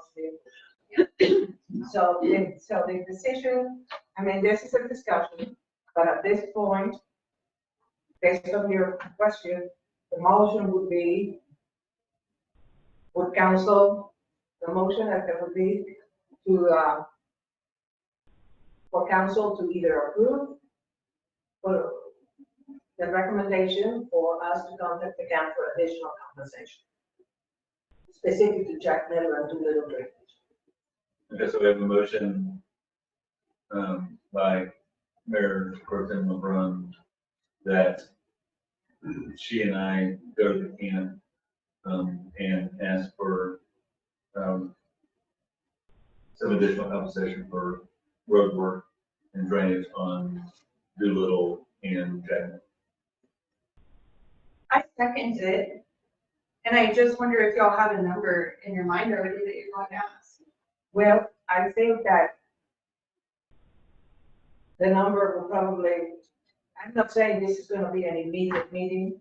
I think that Jack Miller Doolittle is probably very similar to the same issues we have on Westwood and Brook Hall, because of it's pretty much, I'm not an engineer, but if you look at the roads, even the inclines of the roads, even, is pretty similar. So I think that we have the approval to go. And we can qualify for saying pending an estimate. Once we have an estimate for Westwood and Brook Hollow, we will have a good idea of what to Doolittle Jack Miller costs. So I said we need to, I'd like to amend my motion that we approach the camp pending, once we have an estimate based on the engineering study for Westwood and for Carlos, since they're similar locations. So you want to amend your recommendation? Yes, ma'am. To go to the camp after you we have, some We need to know how financial much. information. so after you have gone out to RFP, selected the bidder, or at least gotten there, because they're gonna give you proposals. And then you'll approach the camp based on the idea that the two projects should be similar. Okay, so that's an amendment, and I second that amendment. We're prepared to vote on the amendment. Call the roll, please. Councilmember Brett Foley, Fine. Mayor Pro Tem Aurora LeBrun. Aye. Councilmember Chris Grummer. Aye. Councilmember Deborah Hines. Aye. Joe Turner. Okay, so, I have to vote on the main motion. No, we have to vote on the main motion though. We voted on the amendment, now we're voting on the amendment. All right. So, Mayor Pro Tem Aurora LeBrun. aye. Councilmember Chris Grummer. Aye. Councilmember Deborah Hines. Aye. Councilmember Joe Kutarba. Councilmember Brett Foley. Aye. All right, so that passes. We'll move on to number 7. Prepare for this. Okay, and on this item, the chair of the Platinum panel, Linnea Bailey, and the financial advisor, Andrea Ayala, are here. Thank you for your patience. And so I would like to begin discussion. I would like to make a motion that the council consider the recommendation, 2 recommendations from the Platinum panel. One is to pursue a tax note to finance major road repairs and a maintenance schedule to protect the city's investment. And the second, to use unrestricted fund balance funds to address immediate needs of smaller streets that have not been resurfaced in at least 2 decades. And the chair has a listing of the streets. There's a motion on the floor, do I have a second? Second for discussion? Councilmember Lentz.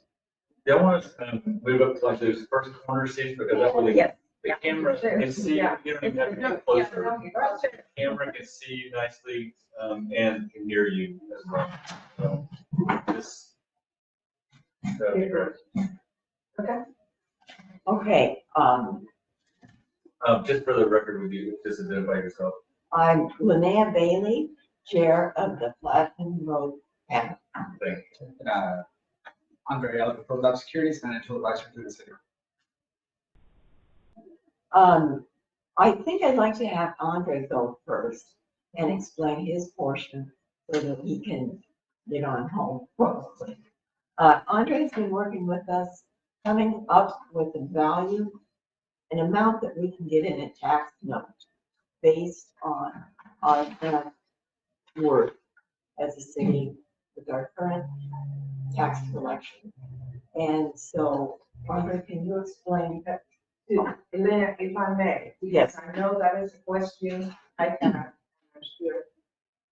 To explain the reasoning why the panel voted for the tax. We voted for the tax note because it seemed to serve our needs, to do a section of the city at a time. We thought about doing quadrants. That way everyone we'd have a system for rolling all of our roads. But also, we wanted to go with the tax note because we think the citizens are anxious to get started. And going for a vote would be delayed until May, and then it's still, I think we just said it'd be about a year from now, before any road work could start if the bond passed. This way, we can have funds as early as November to do the large road. Thank you. Thank you, Superman. I'm here to answer questions for the most part, but what we have been doing with the panel is to help them understand the numbers as far as what a tax note is or a bond is, what is the impact of either of those instruments in the city's tax rate. So we run a variety of scenarios just to give the panel a feel of what they could do in terms of tax notes and bonds. And the simplest one that I wanted to discuss today was how much in tax notes could the city fund? And that would have to happen in September, so that you issue the debt prior to that year debt tax rate, while maintaining the existing debt service tax rate exactly the same as last year. I'm gonna separate the maintenance and operations tax rate for now, because we're just talking about the debt portion of the property tax. The property tax in 2021 was 7.8 cents. If you were to maintain the same 7.8 cents for debt service, we estimate that the city, through a 7-year tax note and a refinancing of the existing tax note, could raise or generate roughly $1.2 million in project funds for roads. What that would mean is that the payment of the refinanced tax note and the new tax note would go up from roughly $220,000 to about $240,000. And that payment would be fixed between fiscal year 2023 and fiscal year 2031. That is, if you maintain this year the same debt service tax rate you had last year. So that's the $1.3 million scenario. About 3.3? 1,328,000 to be exact. In this, Oh, there it is, President. I'm sorry. in this month. Just for discussion purposes, we ran the same analysis, but instead of the city having a 7.8 debt service tax, we plugged in an 8.8 debt service tax, so 1 penny. An additional penny, instead of generating $1.3 million, we would be generating $1.5 million, another $200,000 for an extra penny. You may be wondering, what does an extra penny mean here in Woodbury? My understanding is that this year, 2022, the average home value here in the city is about $450,000, give or take. Some people are lower, some are higher. Give or take, about $450,000. 1 penny on the tax rate is $45 per year. If you divide the $45 per year, you get to $3.75 per month for 1 penny. Per month? Yes. Per month, yeah. And in your handout, you should have other scenarios. We ran a tax note at a 5-cent tax increase. So what that would mean is that instead of the city having a 7.8 cent debt service tax rate, the city would have a 12.8 cent debt service tax rate. That means that the city could get roughly $2,290,000 for roads, combined with the refinancing. And what is 5 cents on an average homestead here? If it's $450,000, I just ran this numbers here real quick in a second. That is an additional $225 per year.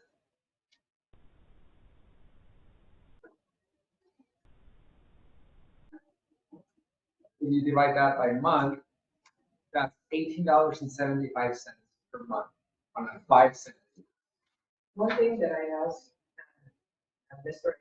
for the meeting is taking into consideration that we have recently passed a tax exemption for residents who are over the age of 65 or disabled, for a person with a disability. Having done that, what would be the effect on that specifically? I have that concern, and you can take the answer. So let's say that the average home is $450,000. and someone has, what's it, $30,000 exemption? 30. Okay, so now we would do, the calculation based on a home that is not taxed on 450,000 in value, it's taxed on 420,000. The exemption. So if you were to do the same exercise, instead of having $225 per year, that same home would be at $210 per year. So they have a $15 savings as a result of that exemption, And that's on the 5 cents. the 5 cents. And the $15 savings is per year. Kevin, the statute carved out that the reduction would not take effect pending any obligations that presently exist.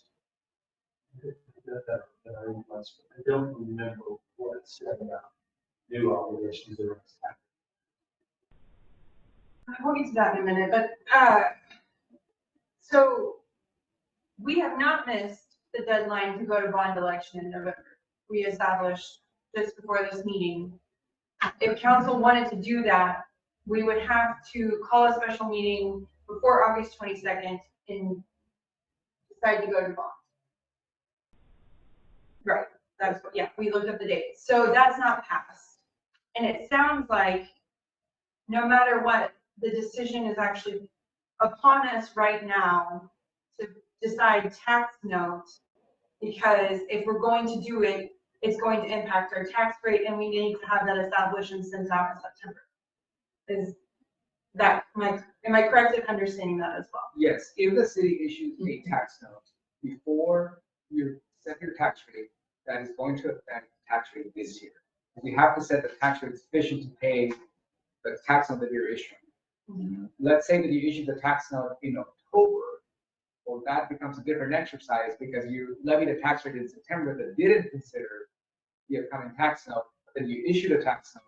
That becomes not a problem, but just a different way of looking at how you're gonna pay for that first year. Because then the following year, you may have to pay some tax for that.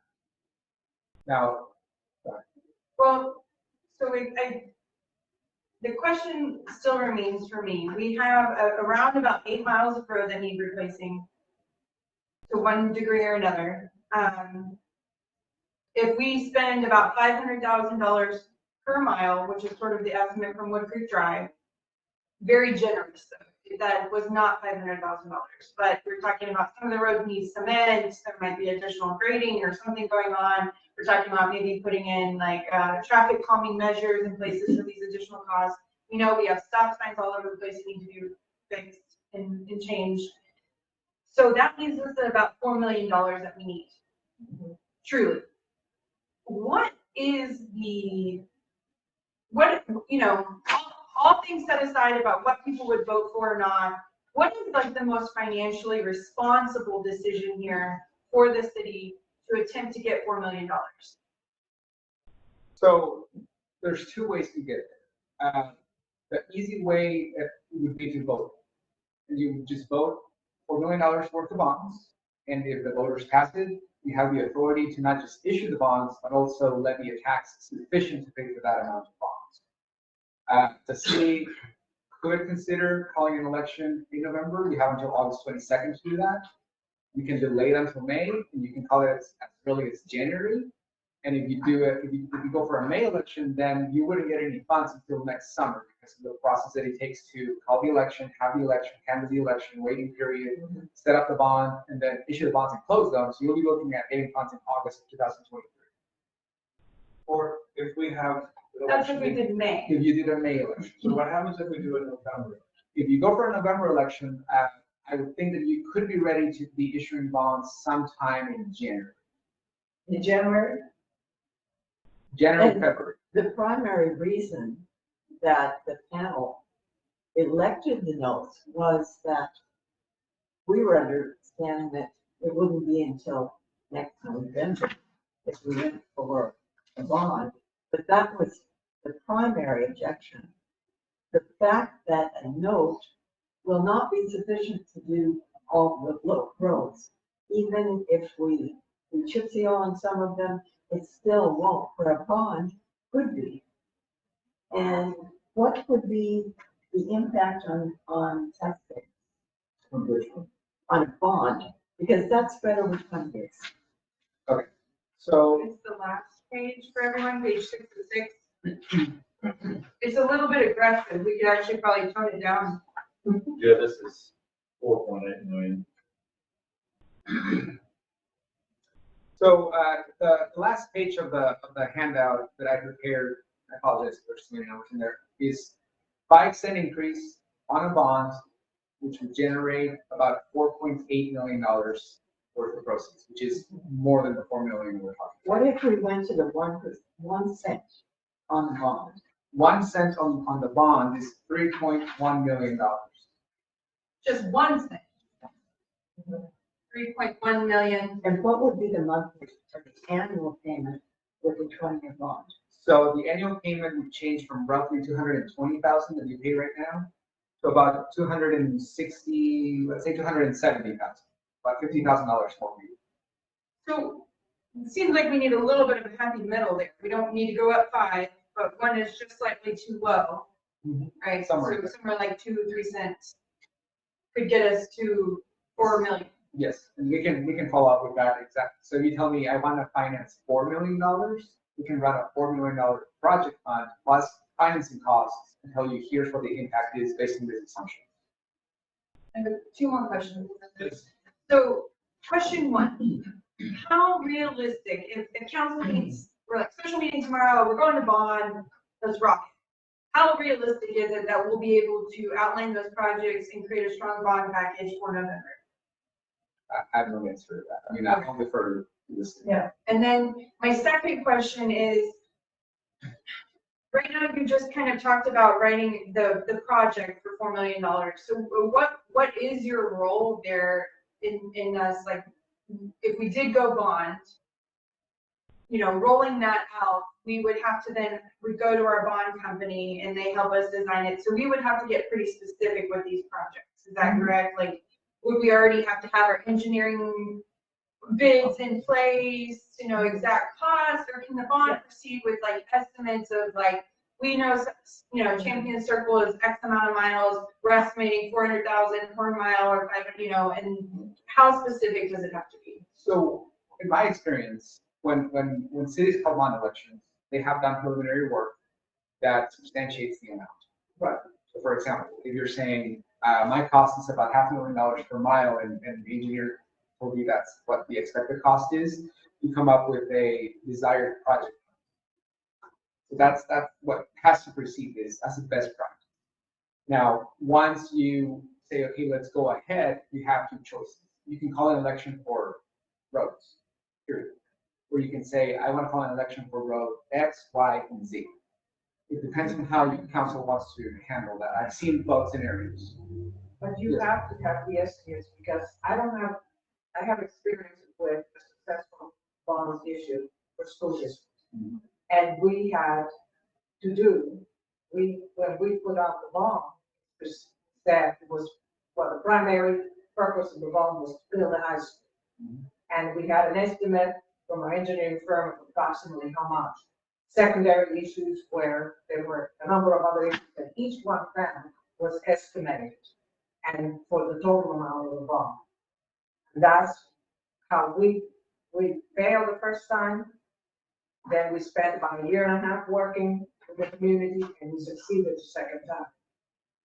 But, so based on my experience, and of course that was different, or may not be different, I'm concerned about the November date, because I don't think that we have the time to do, and I don't think we can say $4 million for roads. Also, we don't have 9 miles of a straight road that's 18 feet wide.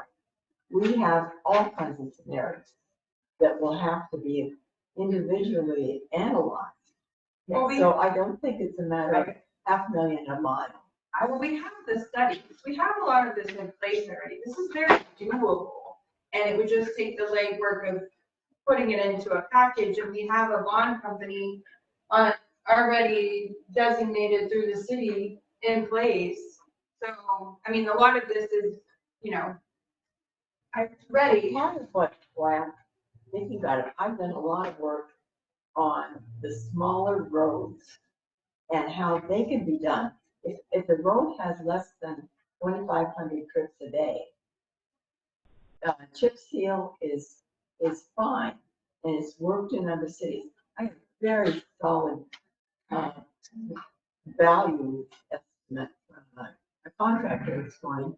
And he said with milling, which is straightening out the road and resurfacing, leveling, plus chip seal, 2 coats, first seal, and then your gravel, and then you final seal coat. It is it's $1.05 per square foot. I estimated what we have in 10 streets, we have, 100,000 square feet. He said if you go up to 100,000 square feet, he will drop the price. It will go from $1.50 to $1.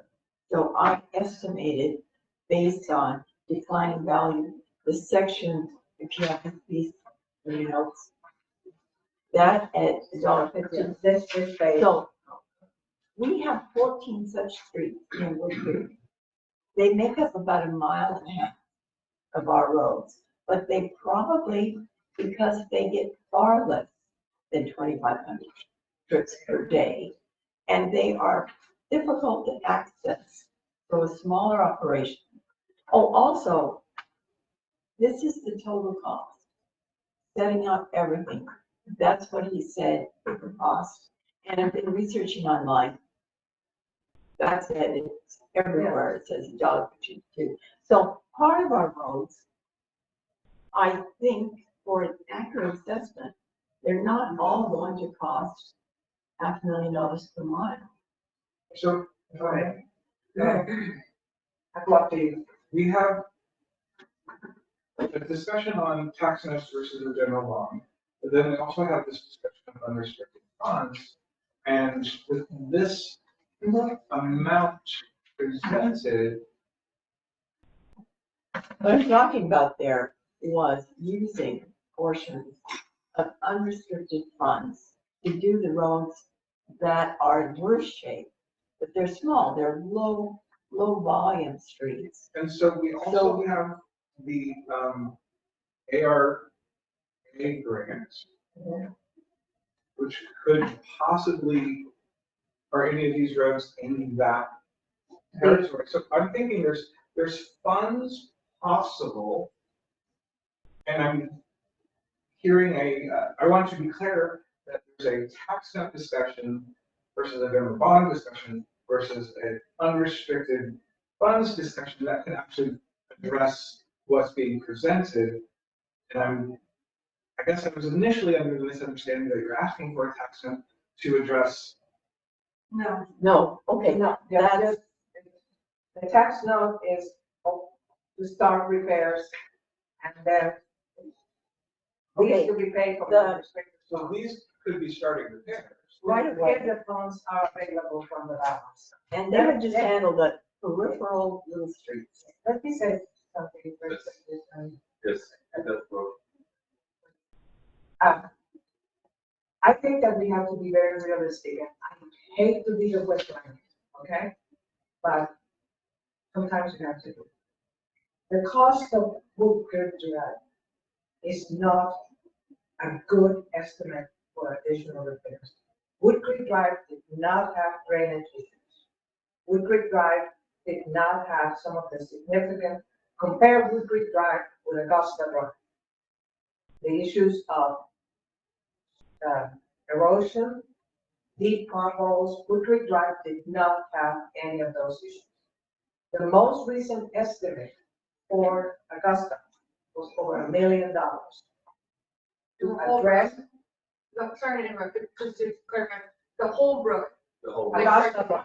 So Okay. twice, Yeah. twice as And much. the full length of Augusta Drive without widening the road, using asphalt and addressing the runoff and erosion that comes from Mountain Crest was over $1 million. It's a really long road. It is a It's long. longer than we- It's Yeah, longer so than the number is not crazy. It doesn't even It, change. it's more, you know, It's than what Creek 300 because of the drainage and the other things that And they have it to has be fixed. drainage issues. But That's one of the things. So Wood Creek Drive was, if you do Champion, okay, Cape Breeze estimated Champion Circle at about $1 million in their payment review. They're basically, that estimate is based on a similar treatment of what occurred with Creek Drive. If you do Champion Circle at the intersection of Tremont Trace is a road that is definitely subject to, could be covered from drainage funds to the ALA and do those repairs. And Tremont Trace itself is also another road that can be covered because Tremont Trace has the culvert that is causing the water to bubble and wear off the road. So those are potential. But I think that, I don't want to be a wet blanket, but I think that we have to be realistic that if with the number of roads that have left, if we go for a bond, 4.8 million, we will not do all the roads. There's 4.8. So you think they're more than 500,000 per half mile? Yes, because you're going to have, if you asphalt all the roads. yes, because you're. What she's saying is they don't asphalt. Well, not the same level as Wood Creek, because these small roads, they amount to about 1.5 miles. So, they can be done at a third of the cost, but maybe others will be more expensive. Possibly Brook Meadow, if you were gonna do Brook Meadow, would be 500,000. Brook Meadow is not in terrible shape. Champion itself is not in terrible shape, Yeah. except you can resurface it and ignore the drainage issue. So we But may what address you have the is, issue with then you're gonna have the same situation that you have, which the quality of the road will deteriorate far faster than projected lifetime for asphalt maturity. I also want to say, and then at the end, the chip and seal is never, the city has the former lane and the Champion Circle chip and seal. They have all stood the test of time. Citizens at the time did not like it, it's messy. I used to walk my black dog down that road when they were working, and we came back and he was white and my shoes were white. That's how bad it was. I mean, it was really bad for a while, but the cost, and they have stood the test of time for streets that are not heavily trafficked. And this is one of the charts they put together. All these little, I don't know if you can see them, but this is when we used to do chip seal. And we did bits and pieces. Then it was Champion Circle. There were some issues with it, and somebody living on Palmer didn't like it. So this period here, right there, 6 years, that's when we stopped using chip seal. And a lot of your big roads still got paved, but those peripheral roads didn't. And they don't need an expensive top. They just need, some of them just need to be prettied up. They've been patched and run over. But they're still, Aurora's right in that we have drainage problems. So when you say you're gonna have a 20-year road, not in Wood Creek, you know, there will be drainage that pops its ugly head, unless we go in and put curbs and gutters and things. So, but I also like what Deborah is saying as far as the best solution is a bond, because we just talked about the issuance cost. Instead of doing a bond, we could do 4 tax notes, just sequenced. But then you have about 400% more issuance costs.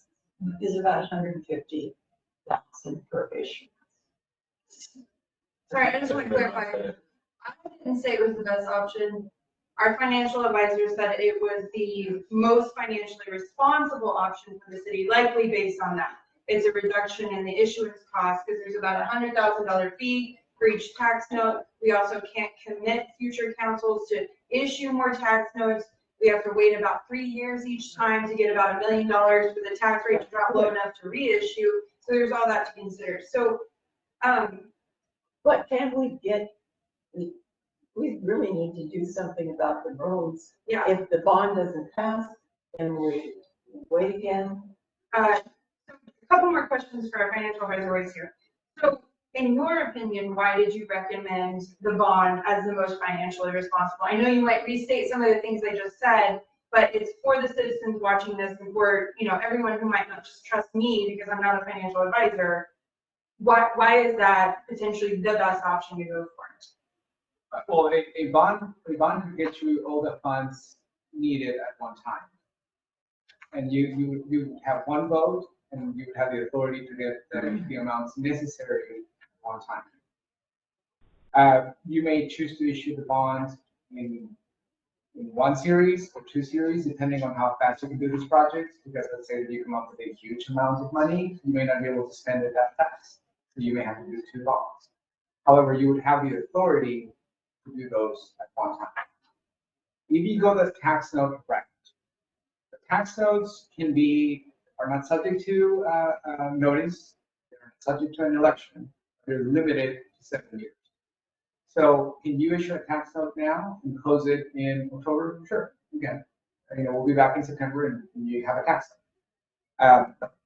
The thing to consider for you as a council is if you do a tax note, you would have to be dependent on future growth in your taxable assessed value to get another tax note. And then you would have to keep growing to get another tax note and refinancing those as you go. Now, another thing that you may want to consider is, the more you wait, the more interest rate risk you have. Because you don't know what interest rates are going to be tomorrow. I don't know what they're going to be next month or a year from now. In a bond scenario, you do have interest rate risk because you have to approve the bond first. In a tax note scenario, you eliminate interest rate risk for the first one, but not for the remainder of the bond. And then the other thing is that we don't know what the state is going to say later on when cities refinance tax notes and extend them over time, because one of the trends that we have seen is that communities may say, we'll issue a tax note for a project that has a 20-year life. The tax note is 7 years, we'll refinance it later, and then put it as if it was a 20-year bond. I don't know if the legislature is going to come in 2023 or 25 and say, you can't do that anymore. If you can't do that anymore, stop. So there are risks and considerations you have to keep in mind one way or the other. What about the tax note, rolling it into a bond? That's what I'm trying to say. So right now you can do that. I don't know if next year you could, or the following year. That's a risk you have to measure yourselves. Now, a tax note gets you money faster, some of it. A bond would be delayed, but we can theoretically get the full amount after you go through an engineering assessment. Here's how much we need. Here's the project that we have in mind. You come up with an amount and then you go with that. Again, you don't have to issue the full amount of bonds. Yes, sir. Councilman Burr. So actually, I have a question for the platinum. So based on the recommendation that's in front of us right now, it was the understanding that a general bond couldn't have happened until May of next year. Well, no, what we understood is you couldn't get a bond prepared before May election, and then it would be another 6 months after that. So, But I just heard it's not 6 months, more like 3. So it'd be about a year. well, if we can get a bond on the November ballot, you're saying we could possibly get that money by January, February, possibly. This is hypothetical. Would that have changed based on the discussion you heard on the platinum panel? Do you think that would have changed their recommendation? Yes, well, I really think it would have. Thank you. So what is and what if we go for a bond, we don't get everything ready? So that We could do we have another. to do this by August 22nd? So we will have to have all the estimates ready by the next We 2 we would weeks. have to approve the election ordinance no later than August 22nd. And then how about the detail that goes in there? You can say, yeah, you can say this is fine, but this is just how to say move on those like county bit. You could just say roads. Mhm. And then we have some estimates that were developed by the previous engineering firm as well as the current engineering firm that could serve as a basis. Sure. So we have something Okay, that that we worked. can. You do have information, Mr. LeBrun, to calculate an amount. Now, I cannot tell you that's reasonable or not anymore. You have information. And as you know, to call a bond election, there's a due diligence process, right? So you go through a diligence process where you itemize what you want to do and say, here's the total. Quick question. On the same subject, so we say roads, we do not have to specify Champion, Westwood, blah, blah, blah, blah, blah, we say roads. Well, there's options, but I think to call the election, we just say we're going to put roads on the ballot, right? And then we have a period of time where we define essentially what the bond election is, and could we then say, we will have 3 bond projects, or do we initially have to say 3 bond projects? Okay, but I guess Does right now I was curious, let's say it's a $4 million bond, but we can't possibly spend more than $2 million at a time. Can it be phased? You talked about something. So it's one election, One but vote, 2 but phases or 3 phases? Think about, in this area, the biggest bond issuer is probably Hayes County or Bloomberg IC. When they vote bonds, they vote hundreds of millions of bonds. And they don't always issue the bond at one time. But you get the same rate. No. No, You have interest rate risk until you sell the bond. So let's assume that, theoretically, that the engineer comes over and says, Wood Creek needs $5 million to fix the road problem. You call a bond election for $5 million. But then once you get into like the actual prioritization and process where you start fixing the roads, you may realize that you don't have to issue $5 million just yet. You may say, okay, within the next 3 years, we can spend $2.5 million. Then you just issue 2.5, and then you still have voted authority to, in the future, issue the other 2.5. And again, you can say roads, and then one with the bond, would work, because we recently did, as part of this ties into the comprehensive plan. We recently looked in the comprehensive plan at the citizens provide input on the priority of the roads to fix it. We have that. We have already have some citizen input on what to do. So I think that 20 years. if we can be that generic, we have data on which to go. If we want to go by the 22nd, if we have to be more specific. To back up to my question though, and you might not be a bond expert, but we didn't answer it, was, so we gotta make this 22nd deadline to declare bond election. We can say, we declare bond election for roads. Then we have a brief period of time where we can then fill out that, meaning, we're gonna have 3 items on the ballot. Quadrant 1, quadrant 2, and quadrant 3. Or do we have to say initially 3? Okay, so that's the one thing that if we did go to bond, we would have to decide pretty rapidly if we want to break it out into different items to vote, because the benefits for that specifically. Still saying no. So, You just okay, see if I'm understanding what you're saying. So let's assume you have a $4 million project. You can call an election that says, the city of Wood Creek is asking the voters to approve a $4 million bond for roads, period. Okay. Or, hold on. Or you can go out and say, I want $4 million, of which 1 million is for quadrant 1, 1 million is for quadrant 2, 3, and 4. You have the risk that someone can vote down quadrant 4, but then the other 3 pass. Right.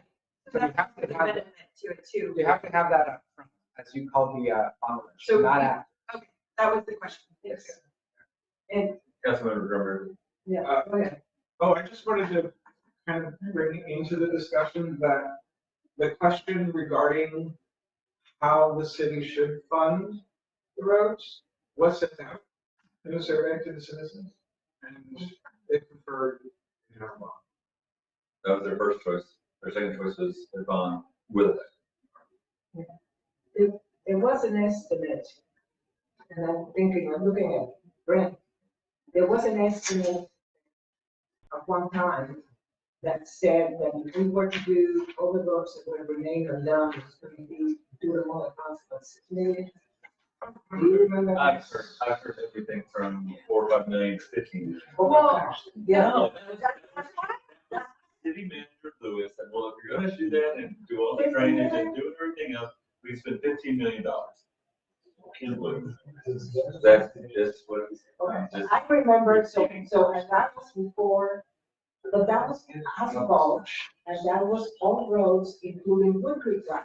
Before Wood Creek Drive out, and you check and see about the smaller roads, that gets us closer to the amount. No, I think we're good.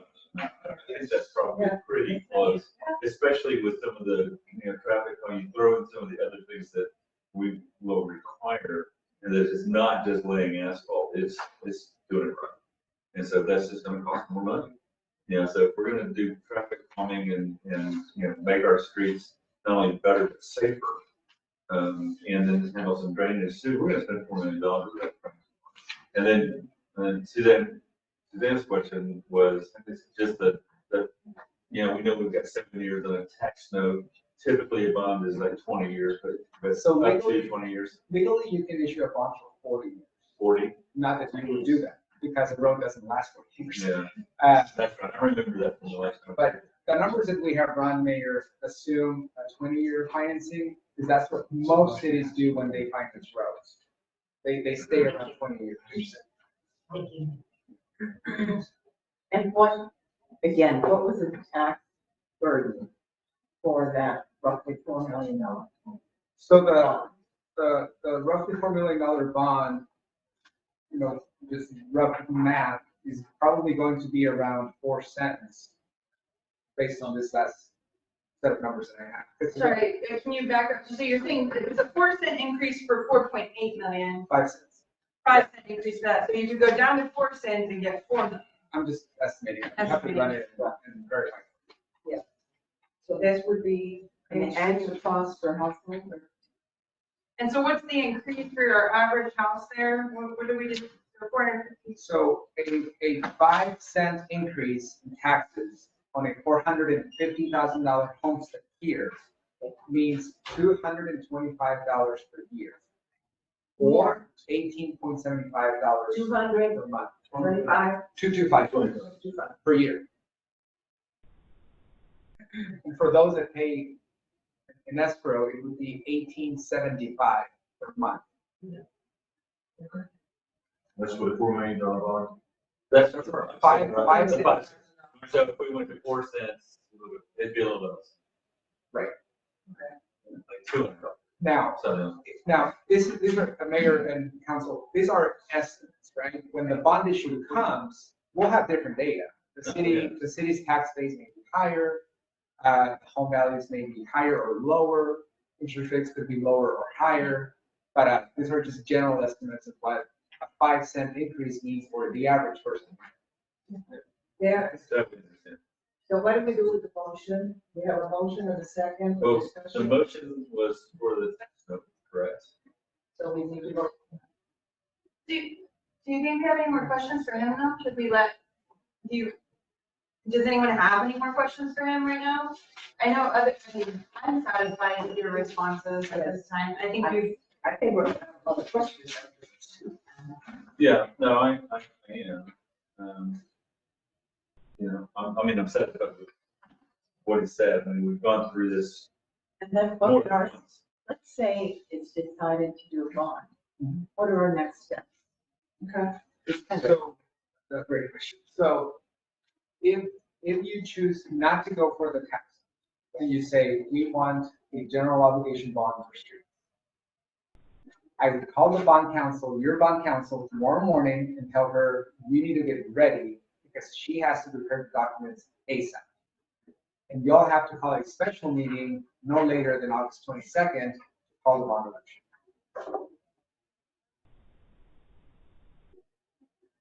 Before August 26th. Yes. I could.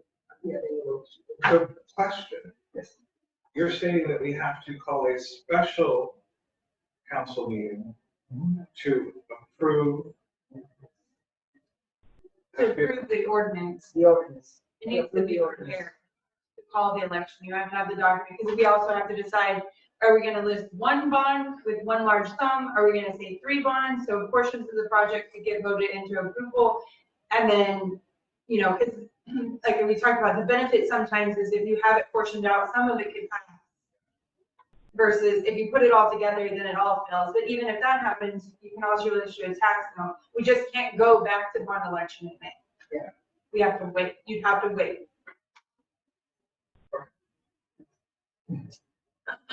So Suzanne, could you, if I may, could you read the motion? Yes. The first motion that I have, let me see if I'm getting it. Number 7. For city council to consider the recommendation from the Platinum Panel to pursue a tax note to finance major road repairs and a maintenance schedule to protect the city's investment. It was for testing, right? Right, so the motion is for a tax note The motion is for specifically. We have a motion and a second. Yeah, we have a motion and a second on the tax note. Deborah was It was for discussion. For discussion, yeah. Discussion was for discussion. So we call a vote on the motion. A vote aye is to proceed with the tax note. A vote nay is to not.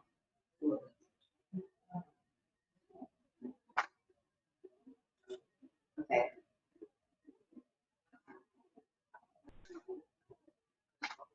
Mayor Pro Tem Aurora LeBrun, Nay. Councilmember Chris Bremer, Nay. Councilmember Deborah Hines, Nay. Councilmember Brent Foley, No, no. That motion fails. Now can we, he's on to. Oh, sure. It's not involved. It's up to you. We're a fun group. This is fun. You want to hang out? If you need me, I'll stay and do that. Thank you so much. Yeah. That's Fine. So, can Well, someone we call me would- tomorrow? We would- I'll let you know what- Oh, you're welcome to stay. We're just, Yeah. we don't have any more questions for you. So if you're curious how things proceed, hang around. But I have a spare bedroom with 3 Well, I sheets. gotta go back to my life, it should be nice. Can I say one thing? Oh, which one of you had your hand up first? Well, I just want to verify that there's a second part to Right. this. Yes, okay. I just wanted to thank the Platinum Panel because I think they made a solid recommendation. I just think the more information we have coming in, and because we were also under the impression that we wouldn't be able to make a November election either, so kind of things are nebulous and changing on us. And I think their recommendation was good and solid. There's something we're now missing out of this now that we voted that down, which was the concept of a maintenance schedule. So I'd like to circle back to that at some point in the conversation tonight, because I think what we need eventually is some sort of maintenance policy governing for master transportation improvements schedule, so that we can, because I know we can't commit future councils to spend funds, but if we create policy around the maintenance of our streets, we could maybe ensure some of these things that the Platinum Panel is recommending get into place. And so I just want to make sure we eventually circle back to that concept, because that was then voted down. Yeah, I'll take that back to the plan. Yeah. And talk about, you know, including maintenance schedule or maintenance. I mean, just the whole transportation plan in general, which really kind of part of the comprehensive plan as well. It is, yeah. So we need to bring that back. Is that the motion that I was Okay. seconding? That's good. I move that we ask the Platinum Panel to develop policy around a master transportation plan and maintenance schedule. My second? That's the transportation plan and maintenance. Okay, and that will be for the agenda. But haven't we already done that? Didn't we already recommend? Yeah, it needs to be a Wasn't- policy format so that we can, and I can we can just draft it. You've done the work. We just need a Okay. policy that council can vote into. I got you, because it's, and as far as, I think the whole panel will be delighted. We simply were going with what we thought was most efficient. So, Master transportation plan, then there's Master transportation plan and maintenance schedule. Policy. Policy. Cool. All right, good. Well, so here's the, process. I want to make sure, we've already had a motion on the table for item 2 to talk about unrestricted funds. So should we go, I think this is appropriate because she's speaking to the motion. I'm bringing back the first one to start about the so main. that's part of the first motion, so we Yeah. vote. I think that's right.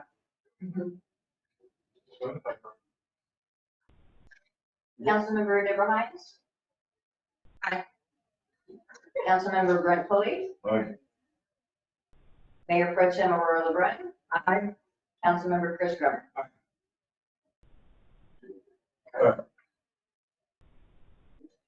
Could we read this back to us, please? We haven't actually formulated the second part of their summary, it's just, we know that in that paragraph, that motion is available to be made for when y'all have. Did mention, it's a second part of the motion I don't think we have it. I think we'll have to. about unrestricted funds. Okay, so that I will make a motion, for council to consider the Platinum Family's recommendation to use unrestricted funds for immediate needs in smaller streets, estimated about $150,000. Well, I thought it was like 200 and. This sheet here that she It's got. in the page. $151,000. This amount. Okay, can you repeat that, Aurora, one more time? Can you repeat it? The motion? Motion for council to consider the recommendation of the Platinum Panel to use unrestricted fund balance funds to address immediate needs of smaller streets, estimated at $151,000. I second. Councilmember Grummer, seconded. Further discussion, Councilmember Hines? I believe we should vote yes on this as a budgetary component allotting the funds in the event that the bond fails, that we have the funds set aside in the capital improvements committed amount. And I would even probably bump it up a little bit, and we can handle that during the budget discussion, but I think we should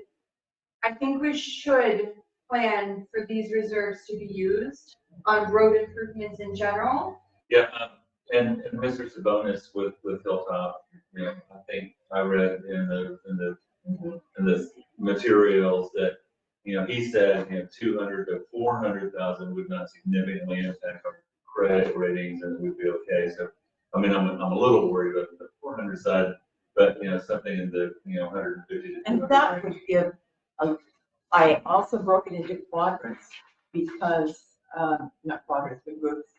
In case the numbers are too low and it costs more, then we can just do these 6 streets. So that might even give us But I think, room I to think do more. I think spending money that has been sitting there, not collecting much interest, would create a lot of citizen interest because people are gonna get arrested. And that money is, that's what it works. And we have a plan, and they're listed, so, you know, if you go in there and find, like, when you remodel your house, you find in there, this can be adjusted, council can, okay.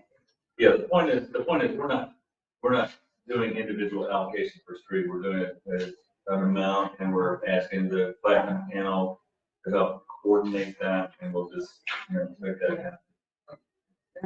Oh, I'm sorry, you're Mr. Foley. Renee, you had asked for 227, or I think that was the motion initially, was 227,000. That's on the agenda listing. Yeah. I in the 151, that's with chip sealing. Would you feel more comfortable with 227 in the event? Yes, I would. Okay. And these were my, That gives you more flexibility. right. But I still am on board. Yeah, man, I accept. Okay. Mary Ann? I'd What also was like the to number? 227. I'm sending it to you. I would like to also point out that there was a budget surplus from this last year, around this number. We're going into the year. Yeah, but they're projected budget surplus, so Put it on roads.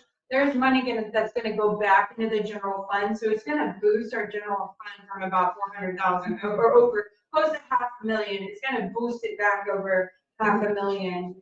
And so this discussion essentially is proposing that here in a little bit, when we go into the budget talks, we set aside a capital improvement budget for roads per the platinum panel's recommendation of at least 227,000 now via amendment, if that's voted. Yeah. So, Yeah. yeah, just put the amendment. Okay. Moving, changing from 150 to 227. Councilmember Brett Foley, All right. Mayor Pro Tem Aurora Bryan, I, Councilmember Chris Grummer. Aye. Councilmember Deborah Hines. Aye. It's kind of exciting. I'm sweating over here. You said it's exciting, right? Yeah. Okay, yeah. It's kind of exciting. Yeah. Let's do this. Okay, Main motion. so the main motion now is to, is actually nominate these funds for sure. the main motion goes again, that council approve the recommendation of Platinum Panel to Use unrestricted funds up to in the 227. amount of $227,000 to address immediate needs of smaller streets. So we can call the roll. Mayor Pro Tem Aurora Bryan. Councilmember Chris Grummer. Councilmember Deborah Hines. Aye. Councilmember Brett Foley. All right. Mary Ann? I move that council consider going to bond election. a second.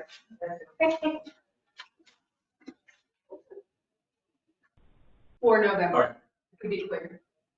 The motion is for council to sort of bond election in the November 10th, 8th election.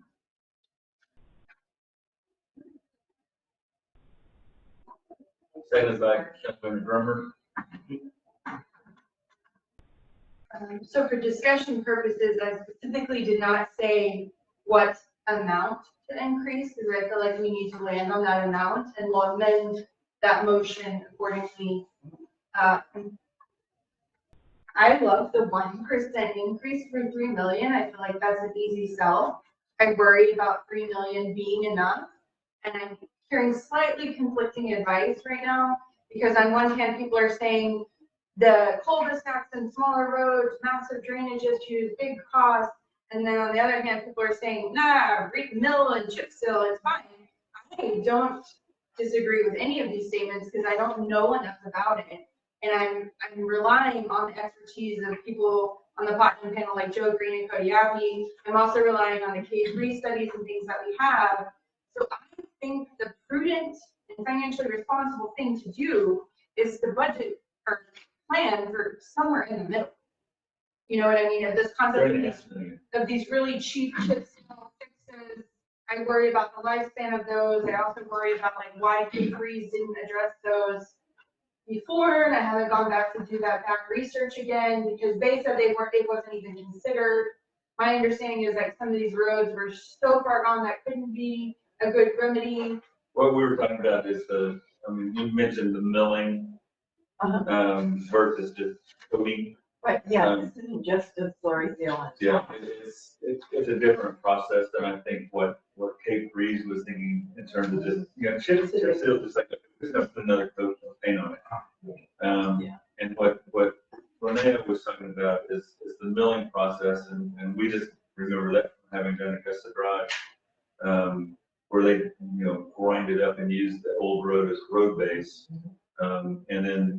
put a couple of layers on top of that. And I mean, if you look at Augusta Drive, except for the edge breaks, you know, it held up pretty well. And it's been 14 years, did he say? Champion Circle was at least 11 years ago over there, 12 years ago, because Champion Circle and Palmer Lane was at least 12 years ago.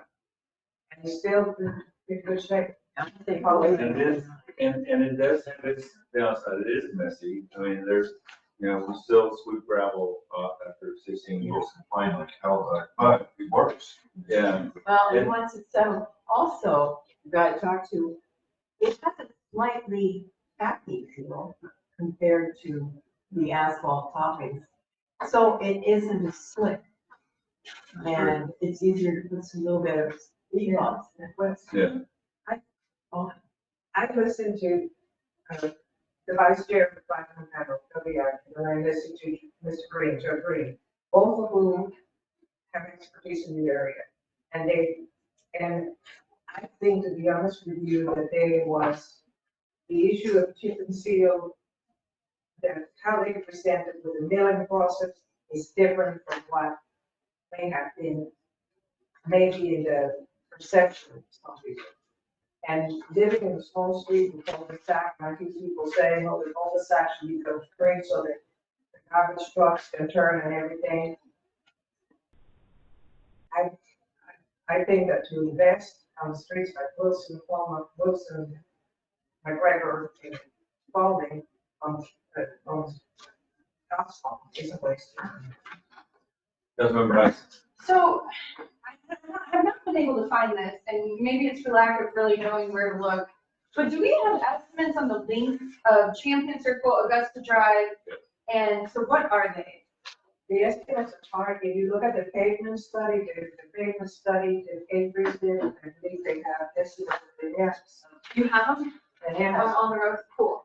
So what I would like council to consider right now is that we go through the, let's say, 1 cent, I'm gonna do the math here in a second, bond for the 3 point whatever million that he said, 3.1 million, and that we specify that the bond is specifically for Brook Meadow, Augusta Drive, Champion Circle.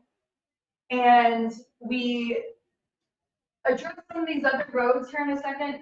This is not the final decision, but the only roads left out that I can see that aren't included in Linnea's schedule here are Doolittle, no, I just said no.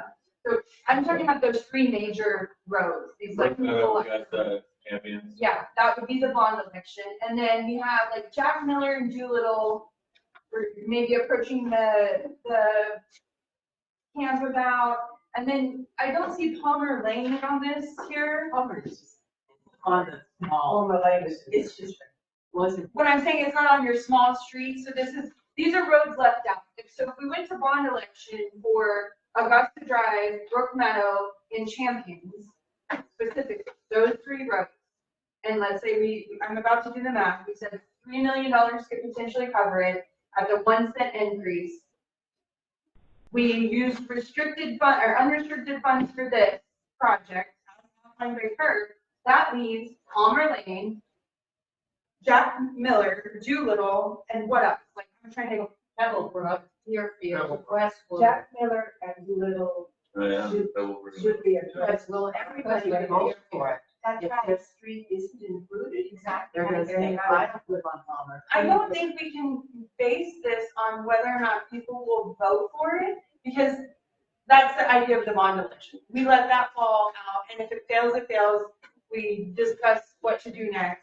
But But we, it can be allocated but back to the let's bond. establish, can we just establish what, if we did this plan, I just want to look at what roads would be left and how could we incorporate those roads? So if we have Jack Miller, Doolittle, Pebblebrook, Westwood, Palmer, Shady Brook. Cypress Point. What's the deal with Deerfield? Overlook, what? Have you looked at Deerfield? I mean, it's pretty bad. Deerfield really needs. Willow Meadow. We got a new development. If It's you on guys have the- any plans for that, is it gonna be one of the majors? Elmbrook. I thought it. Can I just point something out real quick? The thing is I live on Augusta, so I totally want my road done because I can't pass another car without taking out a tire and on my vehicle. But I can see, That's the problem. I'm not commuting, I'm two ways, one car one way, one car another. But if we do these I call them inner streets, I don't know if y'all,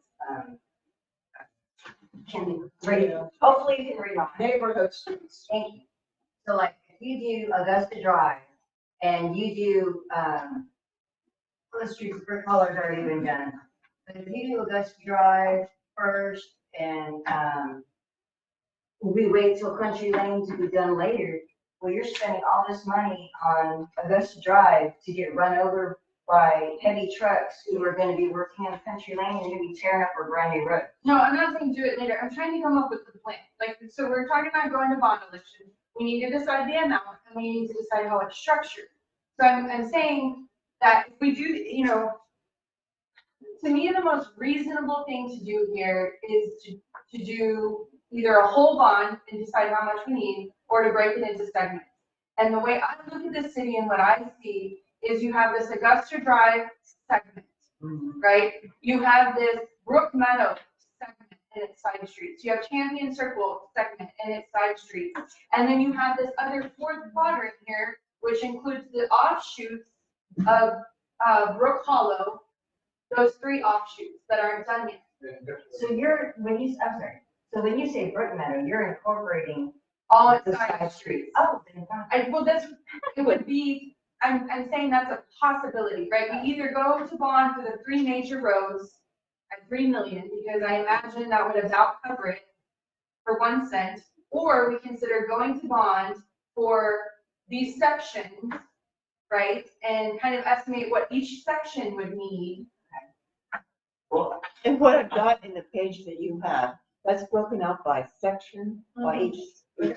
I just think that you get that specific, I mean, he clearly said, you just do roads. You do And roads. you just do roads, and then you can decide to phase it in, but you can't spend it, so if you say, okay, well, we're gonna do Brook Meadow, Augusta, and Champions, then it seems like you're sort of limiting yourself to those in the bond, and then if you need more money, it's not gonna be there because you said it was gonna be for those 3 roads. Oh, I know. Yeah, I'm just trying to, like, I don't think the there's 4% increase gets you to 4 million, but then we worry about, okay, we're gonna buy for this. Well, 1 cent. but, we've been using numbers that are based on, okay, I mean, we've got other numbers that are a fraction of what Capris said they were gonna be, and Yeah. it does what it needs to do. So, if we say we're going to build a bond, we're gonna have the election, we're gonna put it out there, we're gonna sell it, we're gonna get people to vote for it. But it's not just a bond, we have a whole roads concept here that includes not only the bond, but also, our unrestricted funds that we can use to do some of the other things so that we get a whole lot. So we're not gonna try to do everything in the bond, because that's gonna increase your tax rate. That's right. We're gonna use some of the tax you've already given us to do some of the rest of it. And so it's a hybrid deal. This thing's gonna be easier to sell than, oh yeah, we're gonna do this bond, and we're gonna do everything, and then if we don't do everything, then we're in trouble. And we also have Let me say something grants different, coming. and I think I want you to hear this. You just said, we're gonna do the unrestricted funds, we're gonna do the bond. There's another component, which is one of the reasons, for example, when you're talking at Brookside, at Brook Meadow, and that is going to be Jack Miller and Doolittle, those are drainage projects. Those are drainage projects we're going to pursue. From the grants. Third leg of this table Yeah. is wobbly, but it's good table. Yeah, if we say that, that we are looking at this holistically, and that there are 3 Yes. sources of funding, one of which is going to, impact you with tax. Or, with the property tax, but the others, you've already paid for, or we're gonna get grants for. I mean, I think that's a that's a pretty winning, argument for an election. I don't think we can advocate for the bond once we go. I think all we can do is produce materials. I don't think we can actually sell it. I think that legally the city cannot then advocate for it. All we can do is. I will clarify and research that some more, but I have a general understanding that you cannot, like, I don't know how. There would have to be a site. So the concern is the use of city funds or resources.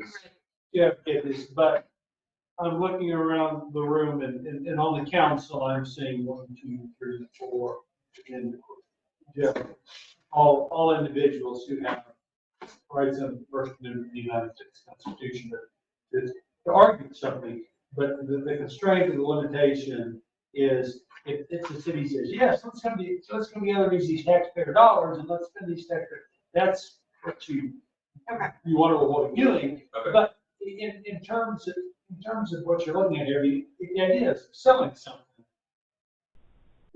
The idea is clearly that it is, if you vote for this, it is driving a stakeholder on the ground and saying the city can spend up to this, does not have to spend this.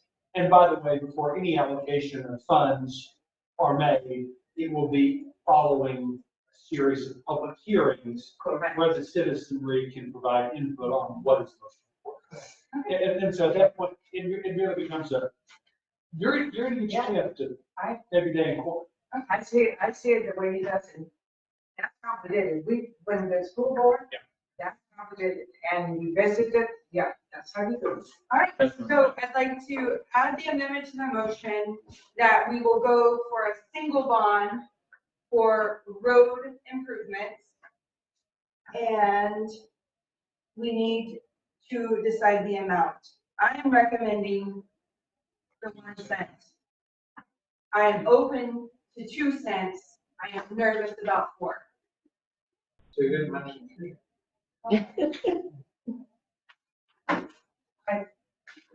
You have your motions? My motion is that we go to road improvement, and I think the next discussion.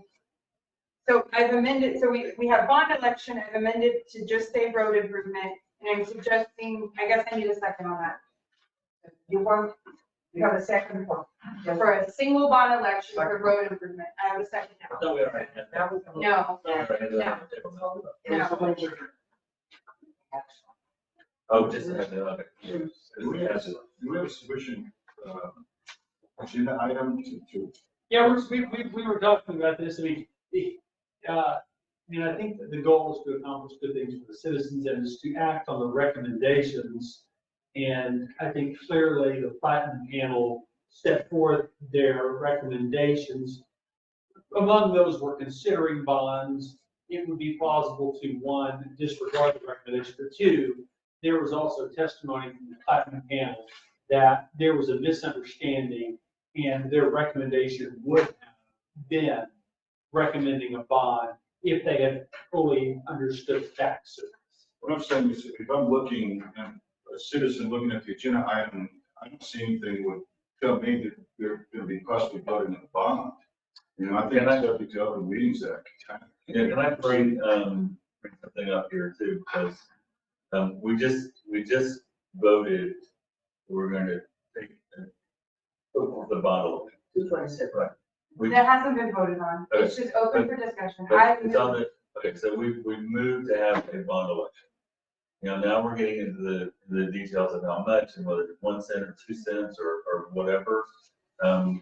We're going to have a special meeting, to call the election.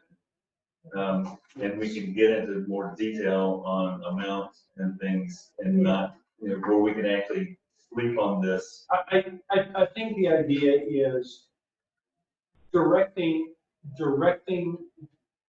mayor or the staff, however you want to say it, to contact bond counsel to take those steps so that you can then come back and. Because what they're gonna have to present by the 22nd is the ordinance for the bond election. So we don't have any direction for them, because the next questions they're gonna ask are, great, one bond or four, and what's the amount you're asking for. So this is not deciding those things. This is deciding that we direct bond counsel to provide an ordinance for a special meeting happening on. That- That's a different motion though. That's it. Approving a bond or approving it, proceed with it. Right, I've The issued- motion is, let's get information from them so we can have another meeting, right? No, I issued that we moved to bond election, and we voted yes on discussion for that. I just issued a motion to amend that to say for road improvements as a bulk bond, and that, No, we're not. we need an amount. And I'm open to an amendment saying we're sending this to bond council to prepare the ordinance, which would probably be more appropriate. I don't recall us voting to proceed with a bond. I mean, I know we've been talking Oh, about. yeah, for discussion. All right, okay. I'm saying, I don't know if we can do that. I think we can direct them to give us more information so we're ready when we set the meeting on it. I don't think this is enough to let the public know that we're gonna be proceeding, with a bond. We can set a date, tell our bond council, this is the information we need. Because we aren't. Well, We aren't but, proceeding but, with but, bond. but the ordinance is a necessary component of calling the election. I get what you're doing. You're saying, city, let's get the train moving down the tracks. This is not going to be the final determination of how this works out. I mean, again, Brett, I get your argument on, position on this being an open meetings issue. I don't think that the fact that the word bond doesn't appear in agenda item 7 negates the fact that the Platinum panel was discussing different financing Well, it's options. something about reported recommendations, so Yeah. that was, I don't have the same concern that we're, sort of going off the rails on open meetings, but I don't think it's, you're. I'm I think what we could do at this point is, I'd be willing to like retract what's on the spec right now and restate it so that it sort of addresses what Councilmember Foley is talking about. My concern is it still open for discussion if I withdraw my motions? I would still like the bond discussion open, right? So I'm gonna withdraw the amendment to go to road improvements. And I would like, so I'm withdrawing the amendment to go to road improvements, a single bond election at this time to make, and I'm gonna amend my original motion to state, I recommend that council contact our bond council, right? Like, so the city is gonna contact bond council to prepare an ordinance for a general election bond for November, general obligation bonds, yes, for the election on November 8th for a single bond titled road improvement of 2 cents. Caveat to that would be ordinance and all other necessary documents. Yes.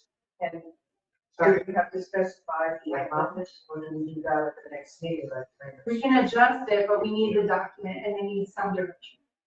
So we can make a change.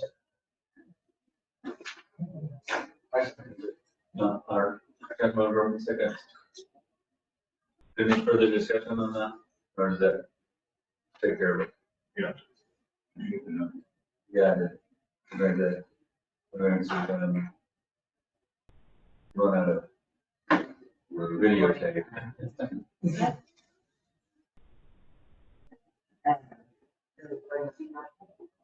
Okay, so the amendment to the original motion is to recommend that city council contact the board council to prepare the ordinance for a general obligation bond for the election on November 8th for a single bond improvement in the amount of 2 cents. After ordinance, insert, and all other necessary documents.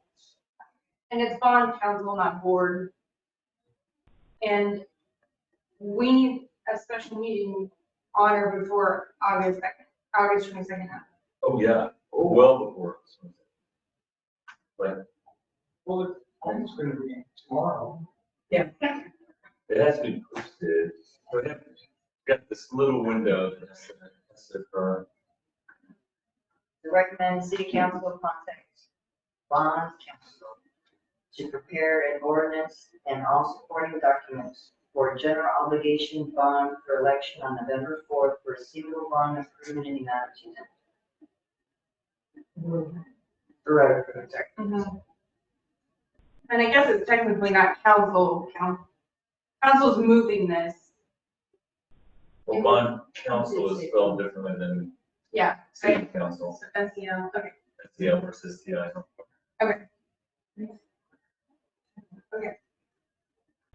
So that's the correct verbiage in that. So.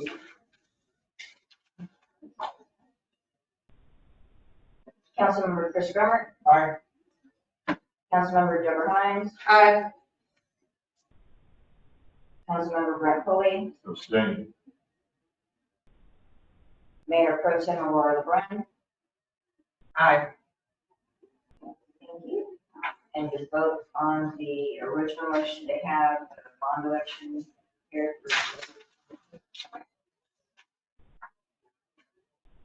Councilmember Deborah Hines. Aye. Councilmember Brett Foley. Abstain. Mayor Pro Tem Aurora LeBrun. Aye. Councilmember Chris Grummer. Motion passes with 3 ayes, 1 abstention. Only that you're gonna get the sandwiches, Um, some of that chicken sandwich. Next time. all right, there are, You're still here. we're about halfway through. Okay. And 2 minutes. 2 minutes. I would like to sort of talk about this a little bit. You can take your 2 minutes. I'm just talking about time frame for, if we're gonna have a meeting. We're taking 2 minutes. 2 minutes, seriously.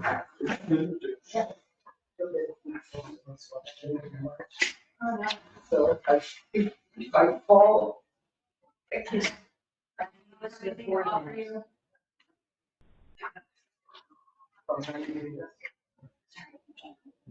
Weird having everybody's headlights hit us.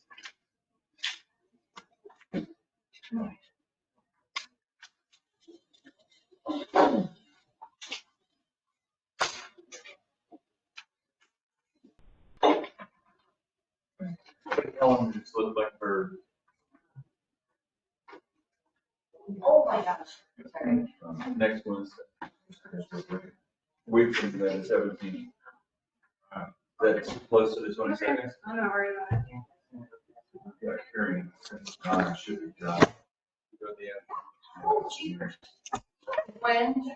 Don't come up by. 17th. Looking at either the 16th is Tuesday. Do the 17th.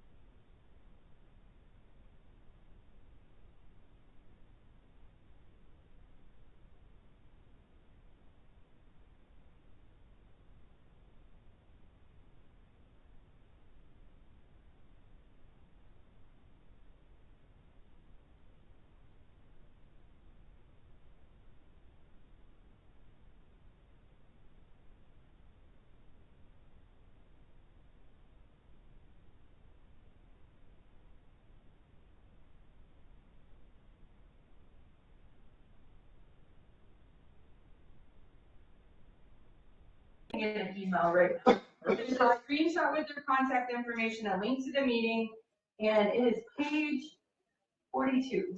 Are we live, by the way? It's We just went live. Yes. Ulrich Harrington and Sutcliffe.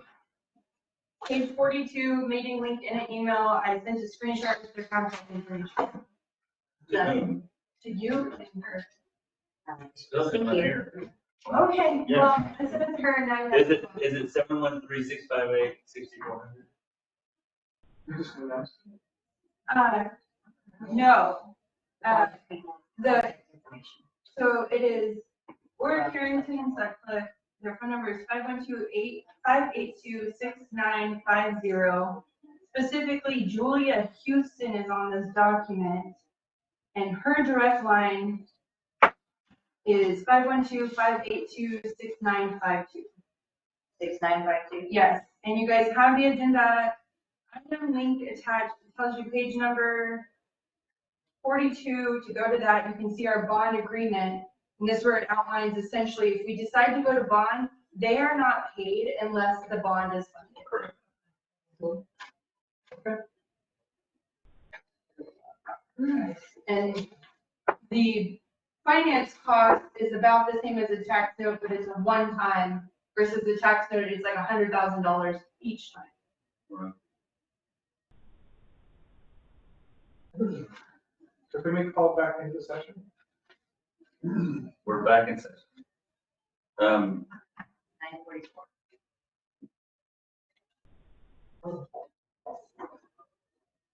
I mean, I can make the call in the morning, but if they are not there, or, I mean, they can't do anything about it right away, then just keep making the call.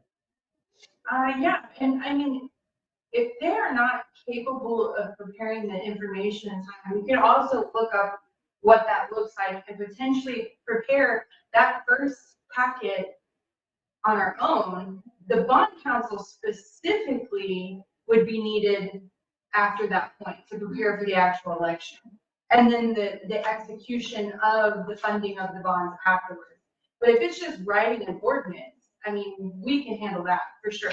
I'm not worried about So the order. if they can just, It's the other required documents Yeah. that goes. right. I mean, we And have- then Hilltop can provide the financial statements needed. We have the engineering. I mean, we can put together a lot of this initial packet, I think, on our own. Just for consideration. You can have also, you have people on the panel can have. Right. Joe Green. Experienced people. I know, we need to be in touch with these people tomorrow. Yes. So the platinum panel's not a big deal. Yeah. All right, well, I'll make a call and let people know what's going on as best I can. Don't miss them. We are gonna move to item number 3, the budget workshop. It is 9:46, going to budget workshop. You have in your packets the updated information, which takes us to draft number 3. Not a lot of significant change except what we just decided to do.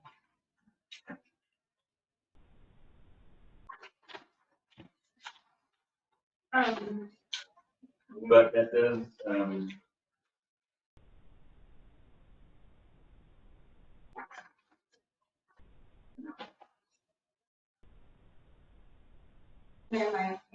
oh, I'm sorry, I didn't see you. Go ahead. So point of clarification that we've learned more about, operating without a city manager has left us a little bit blind. But we did learn that the sinking fund revenue and that expense.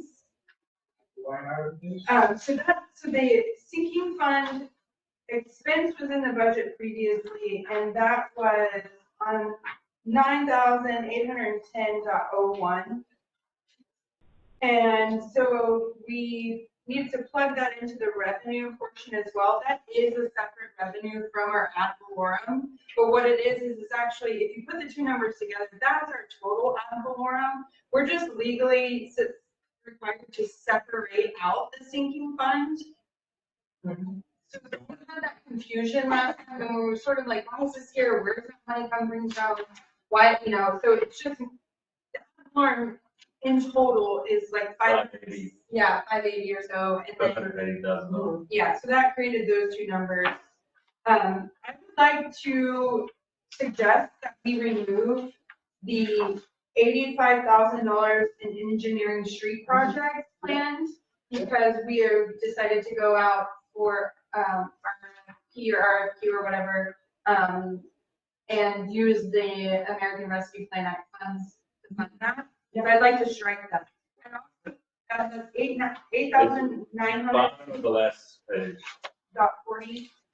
Nine, 8,900.40. there it is, so remove 85,000. Yeah. I'd also like to suggest that we remove the comprehensive comprehensive plan fund entirely. The 10,000? Yeah, because we are essentially done with the services of K-Freeze as of this week. And so Sorry. it is, It's part of the miscellaneous. projects, it's a $10,000. Yeah. It's the 8,900. Yeah. Because this is beginning October 1st, we still have money for this year, so we've got whatever we need to increase on. Well, we might not have money in that budget, specifically what was originally allocated. We kind of looked at those numbers to try to tease it out, but the way they bill us is a bigger, yeah, so it's that I'm not sure on, but I know that we will not need funds in next year's budget from them for the cost. So we'll be billed and paid by October 1st. Yes. From K-Freeze on top. We should be, I don't know what their delay is on billing, but I would certainly hope it's sometime in 8 weeks. Because we are done with their consultation as of this week. Okay.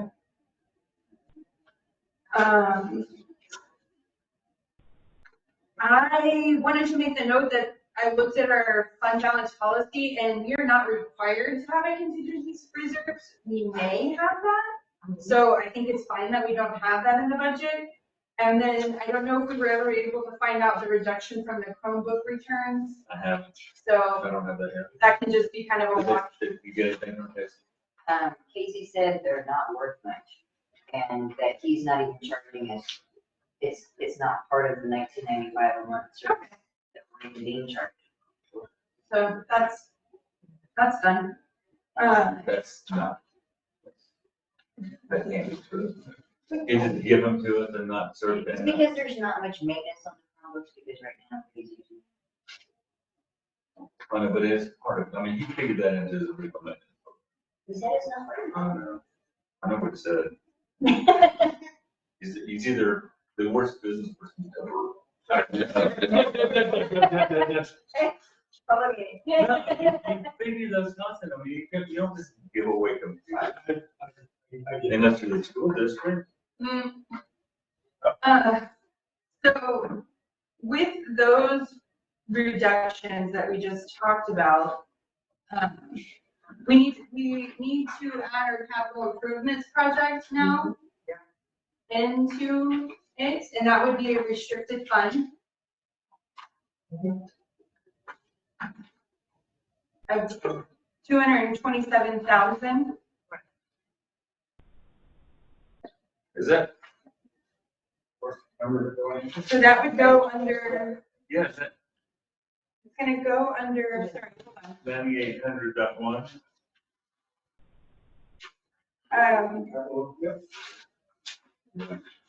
Home improvement expense, other expenditures, other improvement projects. I don't know what the difference between FY, Year and fiscal year, I will bet. duh, that's so brilliant. Sorry. It's just, again. So I'm trying to look where you had it before, because we have, Well, okay, so the total of 98,001, comes on the next page, this sort of totals up all the capital project expenditure for the fiscal year. So I think that it would go in here, just with just the Chart of accounts runs it is confusing because it's got a total of 9800.1 capital project expenditures, which is also back here on the page 4 under other expenditures. So I don't. I was just trying to look at where you have One's the total and one's. 9800.1. Yeah, 9800.1 is capital expenditures. Yeah. So we would put 227,000 in that. 9801. 9800. Yeah, 9800.01. Oh, I'm sorry.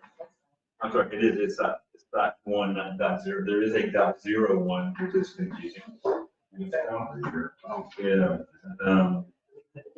it would be a fiscal year expenditure. Putting that in total or that one sub? Well, if you put it under the total under other expenditures, it's going to total up over here on the next page, strangely enough.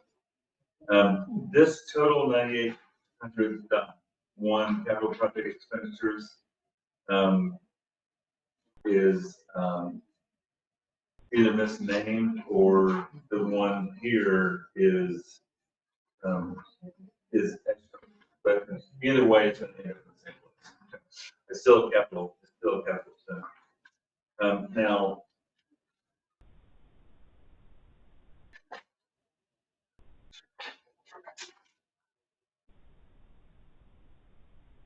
then we would also have to have 227,000 capital improvement income. It's a transfer from reserves that you would need to have in there, yes. And so that would go Is that under 8,500 or is that under transfer reserves, which is?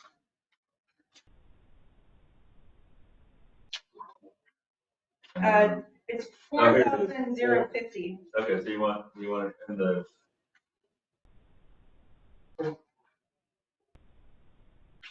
So that's where it would go. You could even do a No. subcategory. Not one. No, so what happens is if you put it under 4050, the general fund transfer, it's, oh, I guess it all comes up once. Yeah. It's gonna, I mean, it's almost better to have it under other revenue. We can get with his name on that. See whether. 8,500. Yes, it's either 8,500, which is, below the line.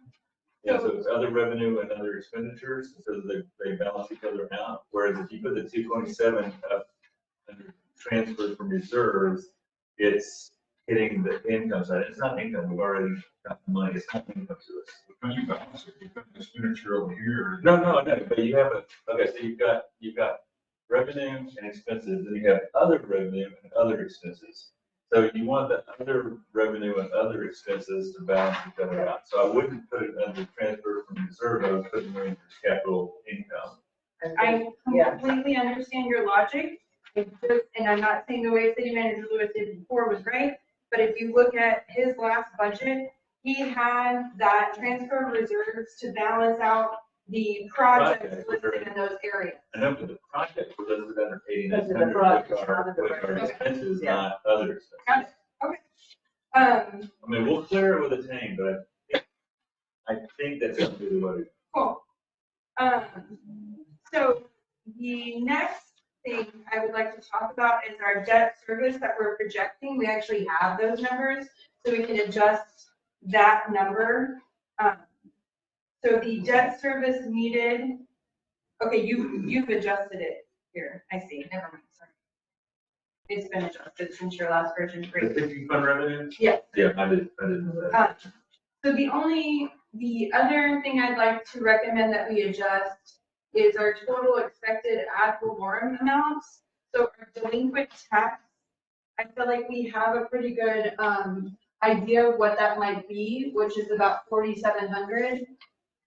So I'm recommending we put 4,700 there. In addition to the No. 360,000? So in on line item 3,000.01, you have your ad valorem tax, and then right below it, you have your delinquent tax. Right. So I'm suggesting for delinquent tax, we list 4,500. Yeah, that's what I said. Okay, sorry. I didn't understand. I said put it under 12. Yeah. Put it under the 360,000. Yeah. And then I'm recommending that we adjust our, expected ad valorem tax revenue. Actually, it's pretty close. Never mind, I would. It just depends on what tax rate we decide, so we might be adjusting that a little bit, but it's a very small amount. So leave that at 360. Yeah, I think it's a good estimate. Did you have any other? So you're- I mean, I'm just gonna leave the IT expense at 10,000 and just not worry about it and not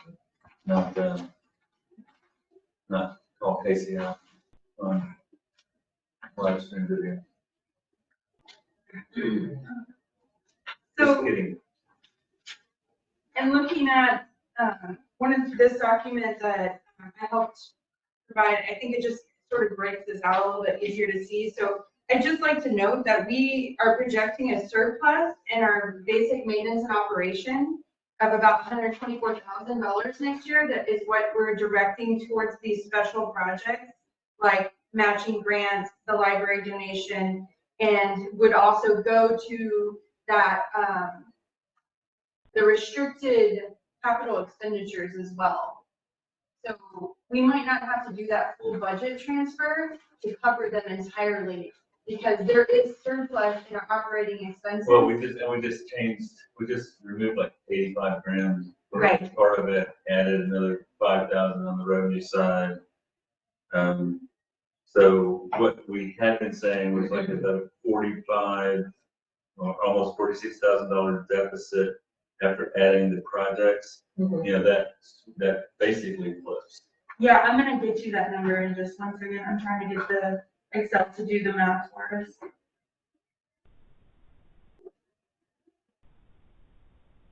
Do we know anything about BOSAC grant? I'm not heard anything. Okay, I have to ask him on a different days. Well, your deficit is take out the complex and the street drainage. Yeah, sorry, I'm just trying to plug in the formula so it does the calculation for me. That's what, it just basically flips it. If we were 45, in the hole, and we take out 90,000, then no, we're 45 is good. Now, there are other streets, but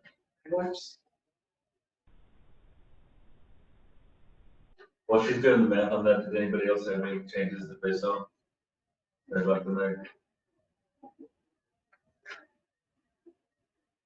I'll incorporate these into draft 4 for sure.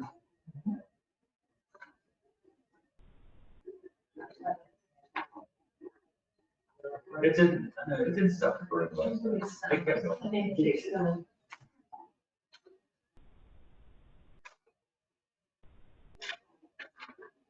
I mean, we can check it and see if it's still blinking or.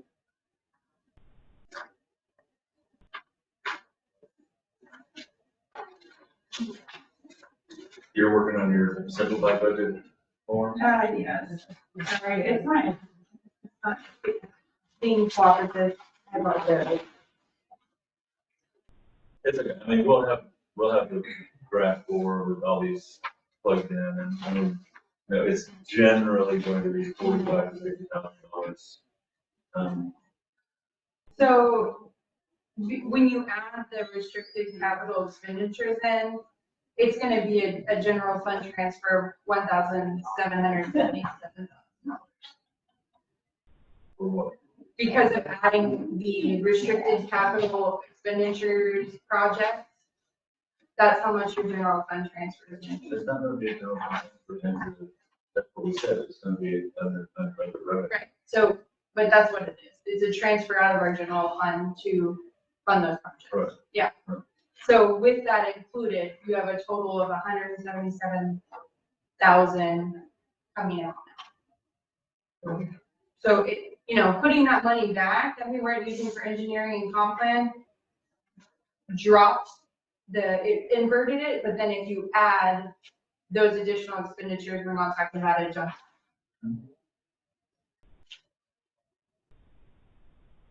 was that email? What day was just? You have an email? Yeah, I know.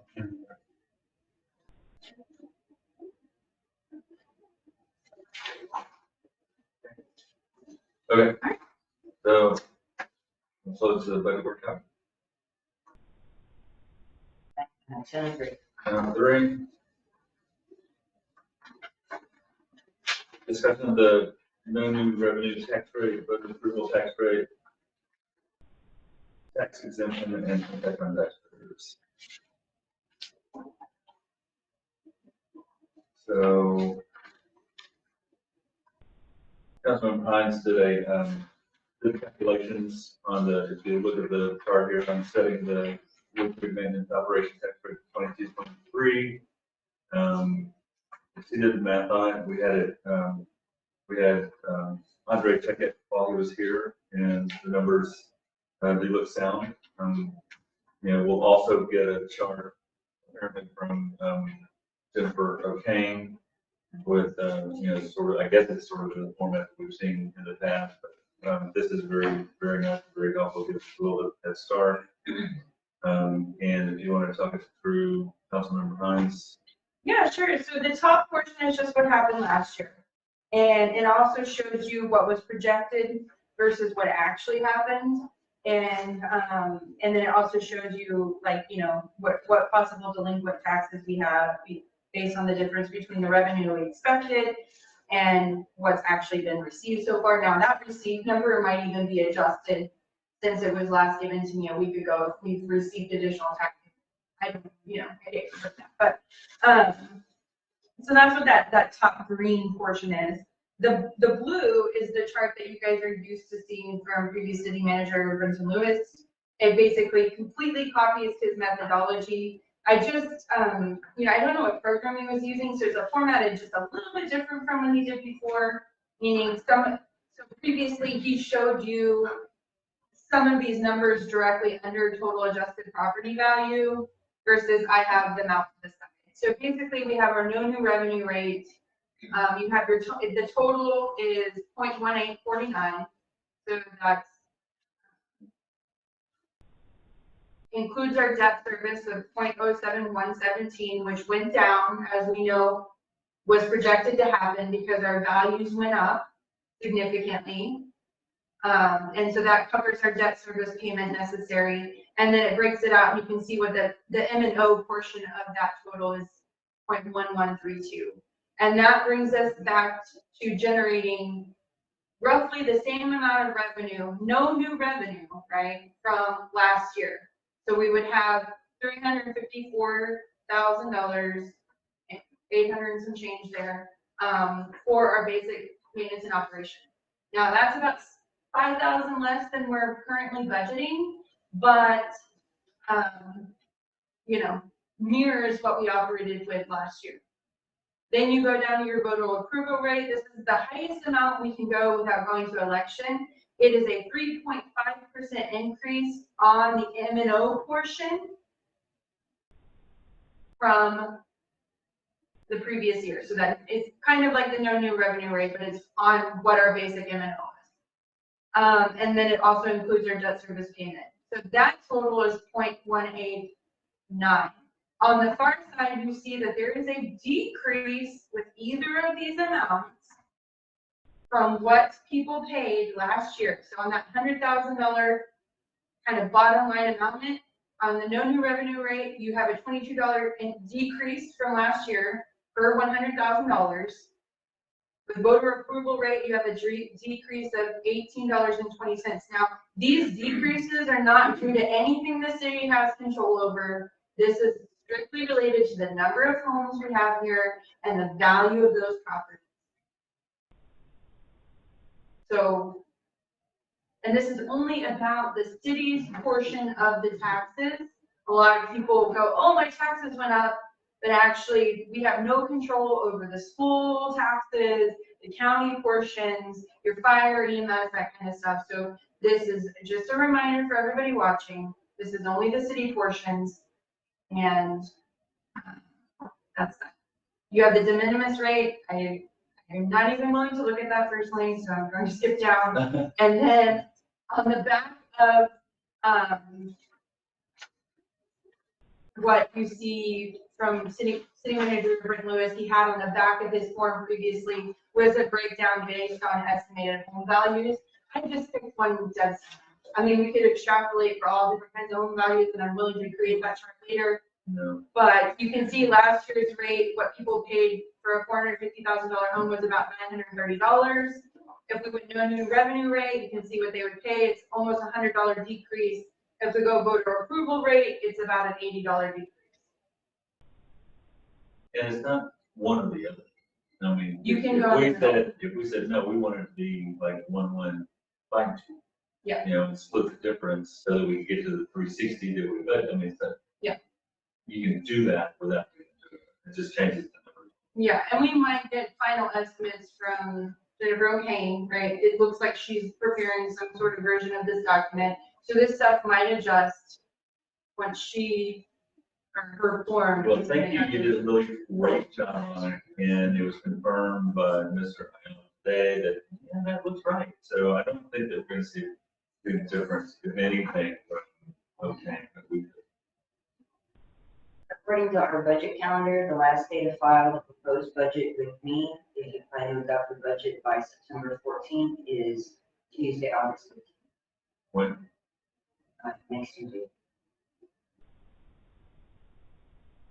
What's next Tuesday? Final day to file. Final day to file the budget.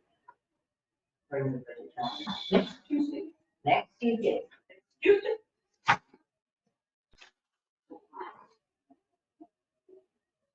I mean, I feel really good about the budget we have in place. Yeah, so if we move to adopt the budget with the changes we've discussed, Then we've done what we need to do. Are we doing a tax rate too as well? but we have to go back to the previous item. The first is the discussion.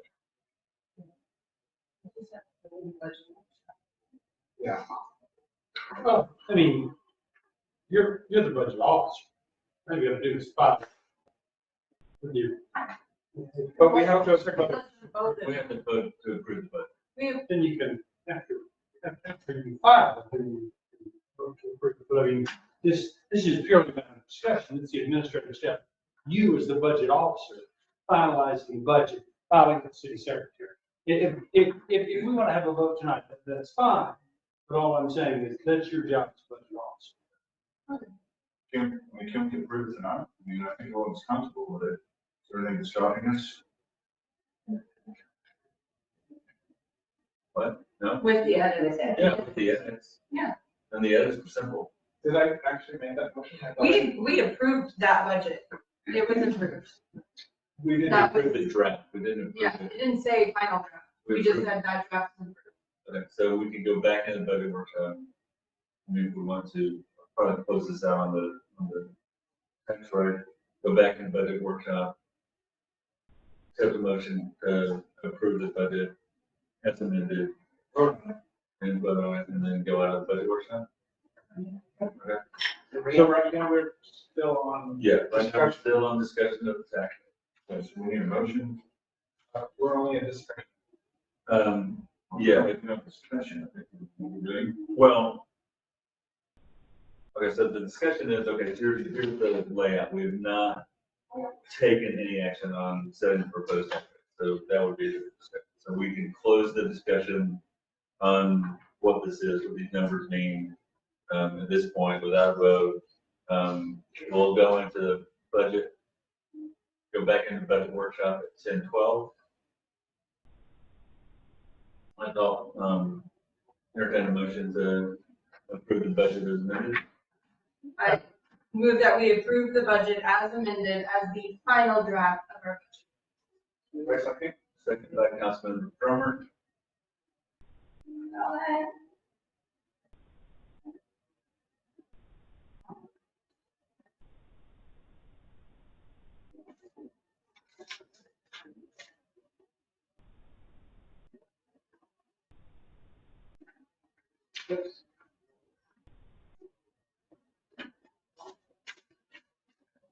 Make sure I got it. Motion to move to approve the budget as amended with the edits as the final draft. As a final budget. Final, it's not a draft. Sorry, No longer a draft. final budget. You have the edits on the down. Well, you. I'll, So it was made by Councilmember Hines, seconded by Councilmember Burr. right.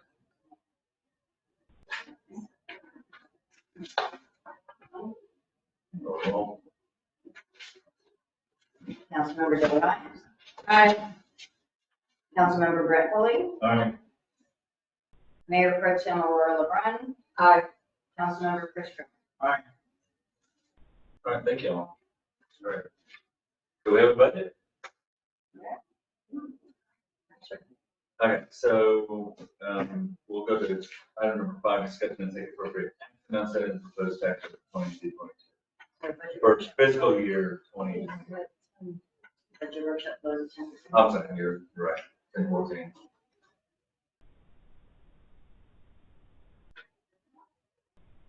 I move that we set the tax rate for 2022 to 2023 and then we move. I'm gonna do the, well, what was? You can go in the middle. Yeah, you can split the difference. How did you get that 6 to cover that 5,000? I made it up. You made it up? I just said, okay, so if you have the M and O budget, you know, 1132, and you wanted to get, you know, another few $1,000, and I look at the difference between 1132 and 1172, which is the voter approval rate, which takes it up to, you know, 36.7. You know, if you want to make, you sort of split the difference between 32 and 72, which would be somewhere around 52. 152 would get somewhere around 360,000. That's the number I get. So what's the motion? The motion is to set the new tax rate for the 2022, 2023 tax rate at For M and O 0.152. okay. All right, yeah. What is the rate? The M and O rate would go to 1132, I mean, to 1152. And then when you add the debt service of 717, the total rate comes to 0.1869. It's still less than last year.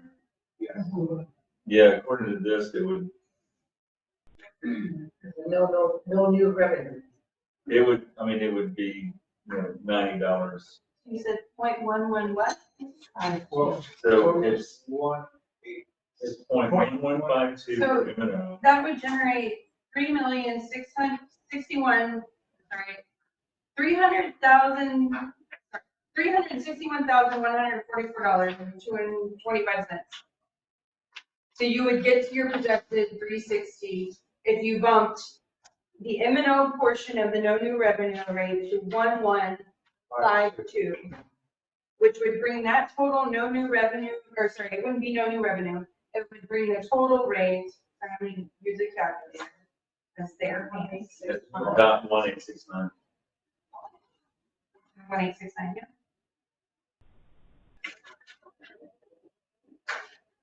Okay, so we have a motion on the floor. We don't, I don't. I second it. so what, did you read the motion? But the motion on the floor is to set the tax rate for fiscal year 2022-23 to 0.1869 total, which includes 0.1152 cents for M and O and 0.0717 cents for debt service. That's the only revenue tax. No, it's not. It's not. It's smidgen higher than the no new, smidgen higher than the no new So, revenue, but it's 20 cents higher. but it's below the voter so approval. what do Another rate. we, lower But it's lower than last year. Yeah, it is still lower than last year. It brings us in the amount of money that it really took. And each person is. So we have a motion, We have a motion and a second on this tax rate of, let's just call it 1152. For M&O. For a minute, Total tax is 1869. Yes. So, Councilmember Beverly. Aye. Mayor Pro Tem Aurora LeBrun. Aye. Councilmember Chris Crummer. Aye. Councilmember Deborah Hines. And you said that's right around 361? Yeah, it's exactly $361,144.25. You're the- 361, comma, 144.25. I'm gonna go. The tree stuff looks good, so I don't have any issue with it. Well, we don't, oh, we still. No, it's. Is this a special? It did. No, it's No, not. this is our regular meeting. Okay. Thanks to the last meeting where we said regular meeting could be here. All right. all right. Okay, so that's done. I'm sorry, I'm all over the agenda here. Fund balance policy, you want to take that up tonight? It's a minor change and it correlates with everything we're talking about. So to even be able to do some of the things we did today, we actually have to change that policy. Okay, would you like to make a motion? Yeah, I move that we approve the edit to the fund balance policy as written in the document attached in the packet. Changes are being made to number 4 in the fund balance policy. Second. Attached to packet, changes being made to number 4. Which Want is me to explain it? basically a word change. Yeah, so in the last discussion, Councilmember Judy Brisbane wanted us to maintain no less than $500,000 in our bank accounts. And some of the vocabulary used in that meeting was a little bit off from what actually is the accounting process for the city. So the adjustments you see here address that. Basically, what she wanted is to make sure in our net fund balance, we have no less than $500,000. This excludes any money we have reserved for debt service and other special or restricted revenue funds. And we still need to maintain no less than 2 months of operating costs at all times in our general fund balance. And I can explain the differences of all of that, but basically, right now we have $1.3 million in our net fund balance. $500,000 of that is invested. So this does not change any of that. It allows us to use what's in our general fund balance, which is currently about $400,000. There will be a deposit after this year likely, because we have a projected revenue surplus of unused funds. And that would go back into the general fund, likely totaling it back over $500,000. But we need to change this because if we don't make this change, we can't spend any of those restricted or those funds or those capital improvement projects. we talked about. Right, so it's just a change in the terminology of the funds that can be used. Yeah. And we've discussed it and it makes all the sense. We have a second, you second? Yeah, second, but Councilmember Farmer. Any other discussion? Paul? Mayor Pro Tem Aurora LeBrun. Aye. Councilmember Chris Grummer. Aye. Councilmember Deborah Hines. Aye. Right. That's it, thank you. All right, so we're gonna keep working on it. Number 9, discuss and take appropriate action on chapter 30, the sales of tree board, Councilmember Hines. Yeah, and move that we approve our ordinances to add this as, it wasn't attached, so it's this Oh, packet to the side. It creates the tree board and places it with the rest of our advisory bodies. I second. And it mirrors everything. So the motion is to create the tree board, placing it with the rest of our advisory Okay, bodies. so just in a nutshell, it's the same, everything's exactly the same, it's just putting it in the right place. Yes, and it doesn't even change any of the appointments that currently exist, because we appointed them in this manner anyway. All right, motion second, vote. Mayor Pro Tem Berlin, did you second? No, No. second, he second, No, he Chris. second, I was voting aye. Okay, so Councilmember Chris Grummer. Aye. Councilmember Deborah Hines. Aye. Mayor Pro Tem Berlin. Aye. Thank you. Well, good deal. So item number 10, also yours, Councilmember Hines. Yes, so, item number 10, I move we, approve the ordinance as written. And, it would amend title 5, land uses, chapter 156, zoning, to allow building across adjacent lot lines with unified ownership. Title 15. Title 15, what did I say? I second. Oh, gosh. Okay. Councilmember Deborah Hines. Yeah, are we ready to go to vote? This is basically Yeah. just including the amendments Yeah. as discussed last time. So just fixed it. Final reading. Mhm. Did you vote? Voting. Mayor Pro Tem Berlin. Aye. Councilmember Chris Grummer. Aye. Perfect. Okay, the last item then, most likely the last item is number 11.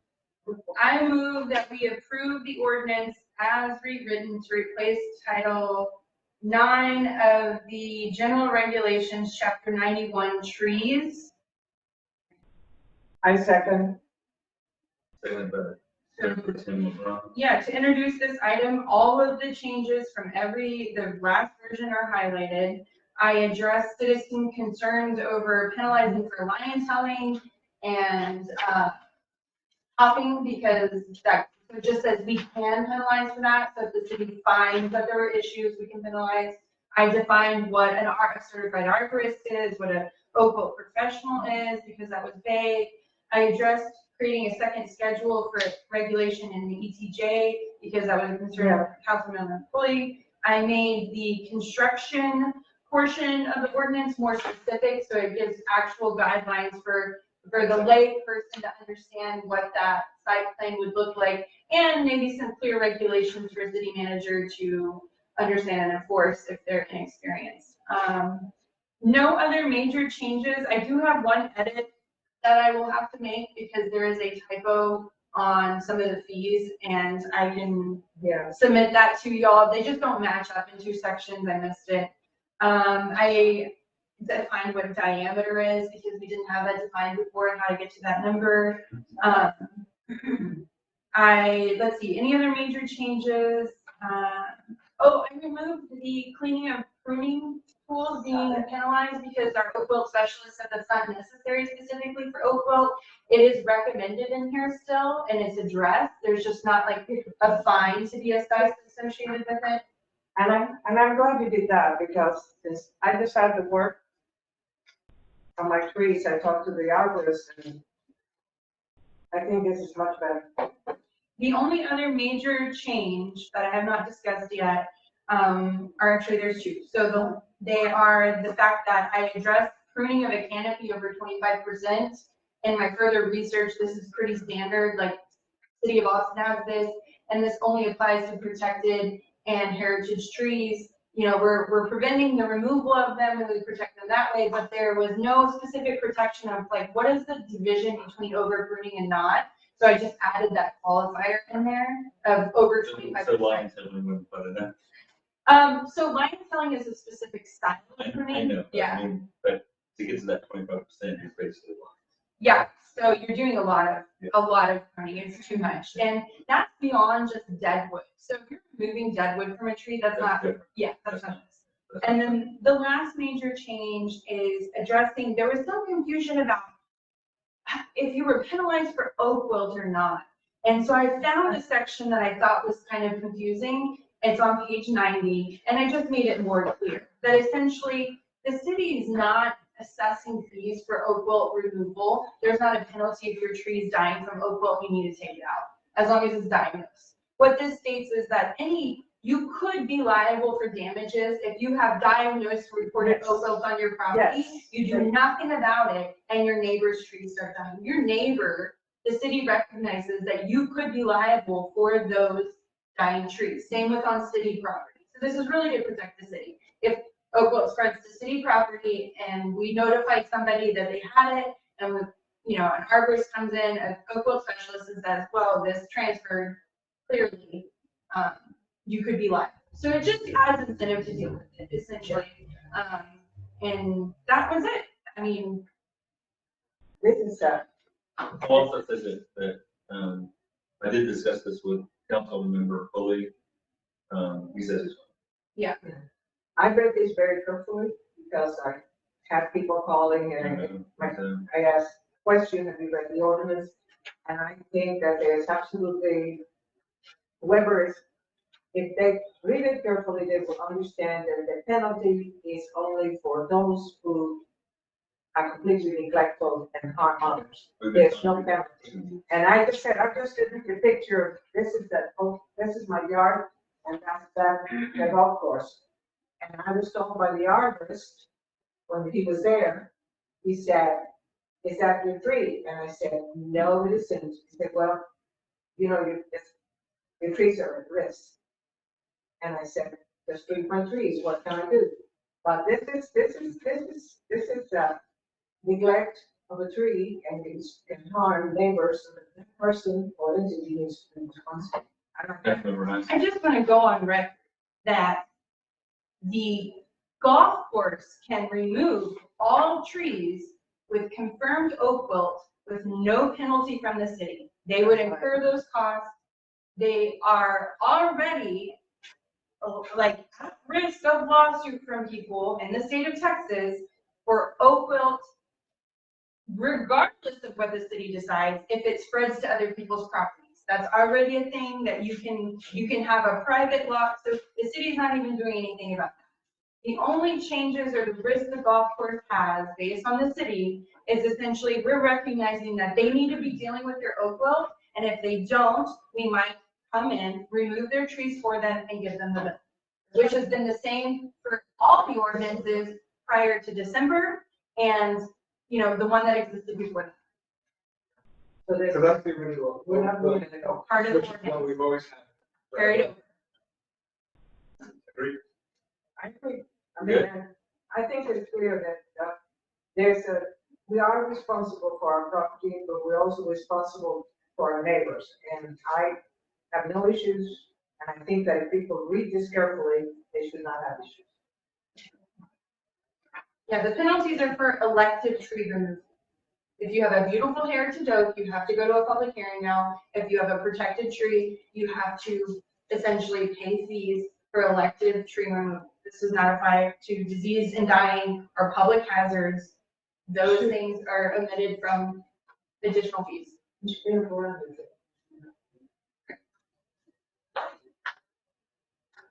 Okay, you gonna vote? Right? Clear some stuff up. We did. Yes, Michael. Yeah.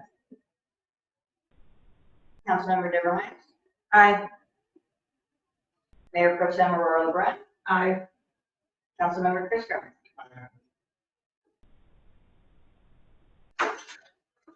I move to adjourn. A second. I second. I told you that I was going to, maybe something else. Oh. Really? Oh. I think But we're now not. I'm not going to, now I'm not going. You can. Oh, You can retract. Yeah, I mean, No, with me going into executive session. well, you're the chair. Okay. You have. That's right. That's right. Let me ask something real quick. I hear what they read. But I don't want to record it. So can we just, the video and audio, just let me say what's on my mind? And then we can go back. come back in? Is that legit? Well, you mean you want to go into executive session? Want to go into executive session for like 2 minutes, Yeah. And then, so shut. but We we can need just to. we like, need- Oh, are you gonna stay here again? Can I just shut Oh, I just shut the You audio. don't even have to leave. I just want to shut off the audio and the video. Can I shut off the audio? Just shut off the camera and the audio Can we just push it for a back? second. No, turn it off. yeah, That turns it off. Whackable. That, that's about that. I swear to you, this will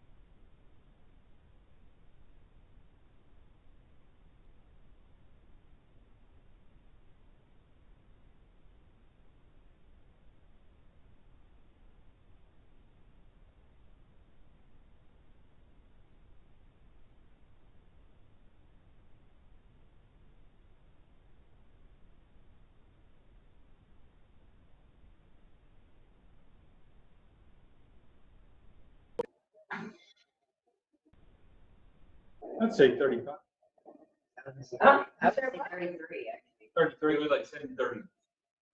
Yeah. Will it come out now? 31? All right, it's 10:41, coming out of executive session, no action was taken. And motion to adjourn for real. And we're adjourned. Get that meeting. Reserves. Is it still on or? It's still on.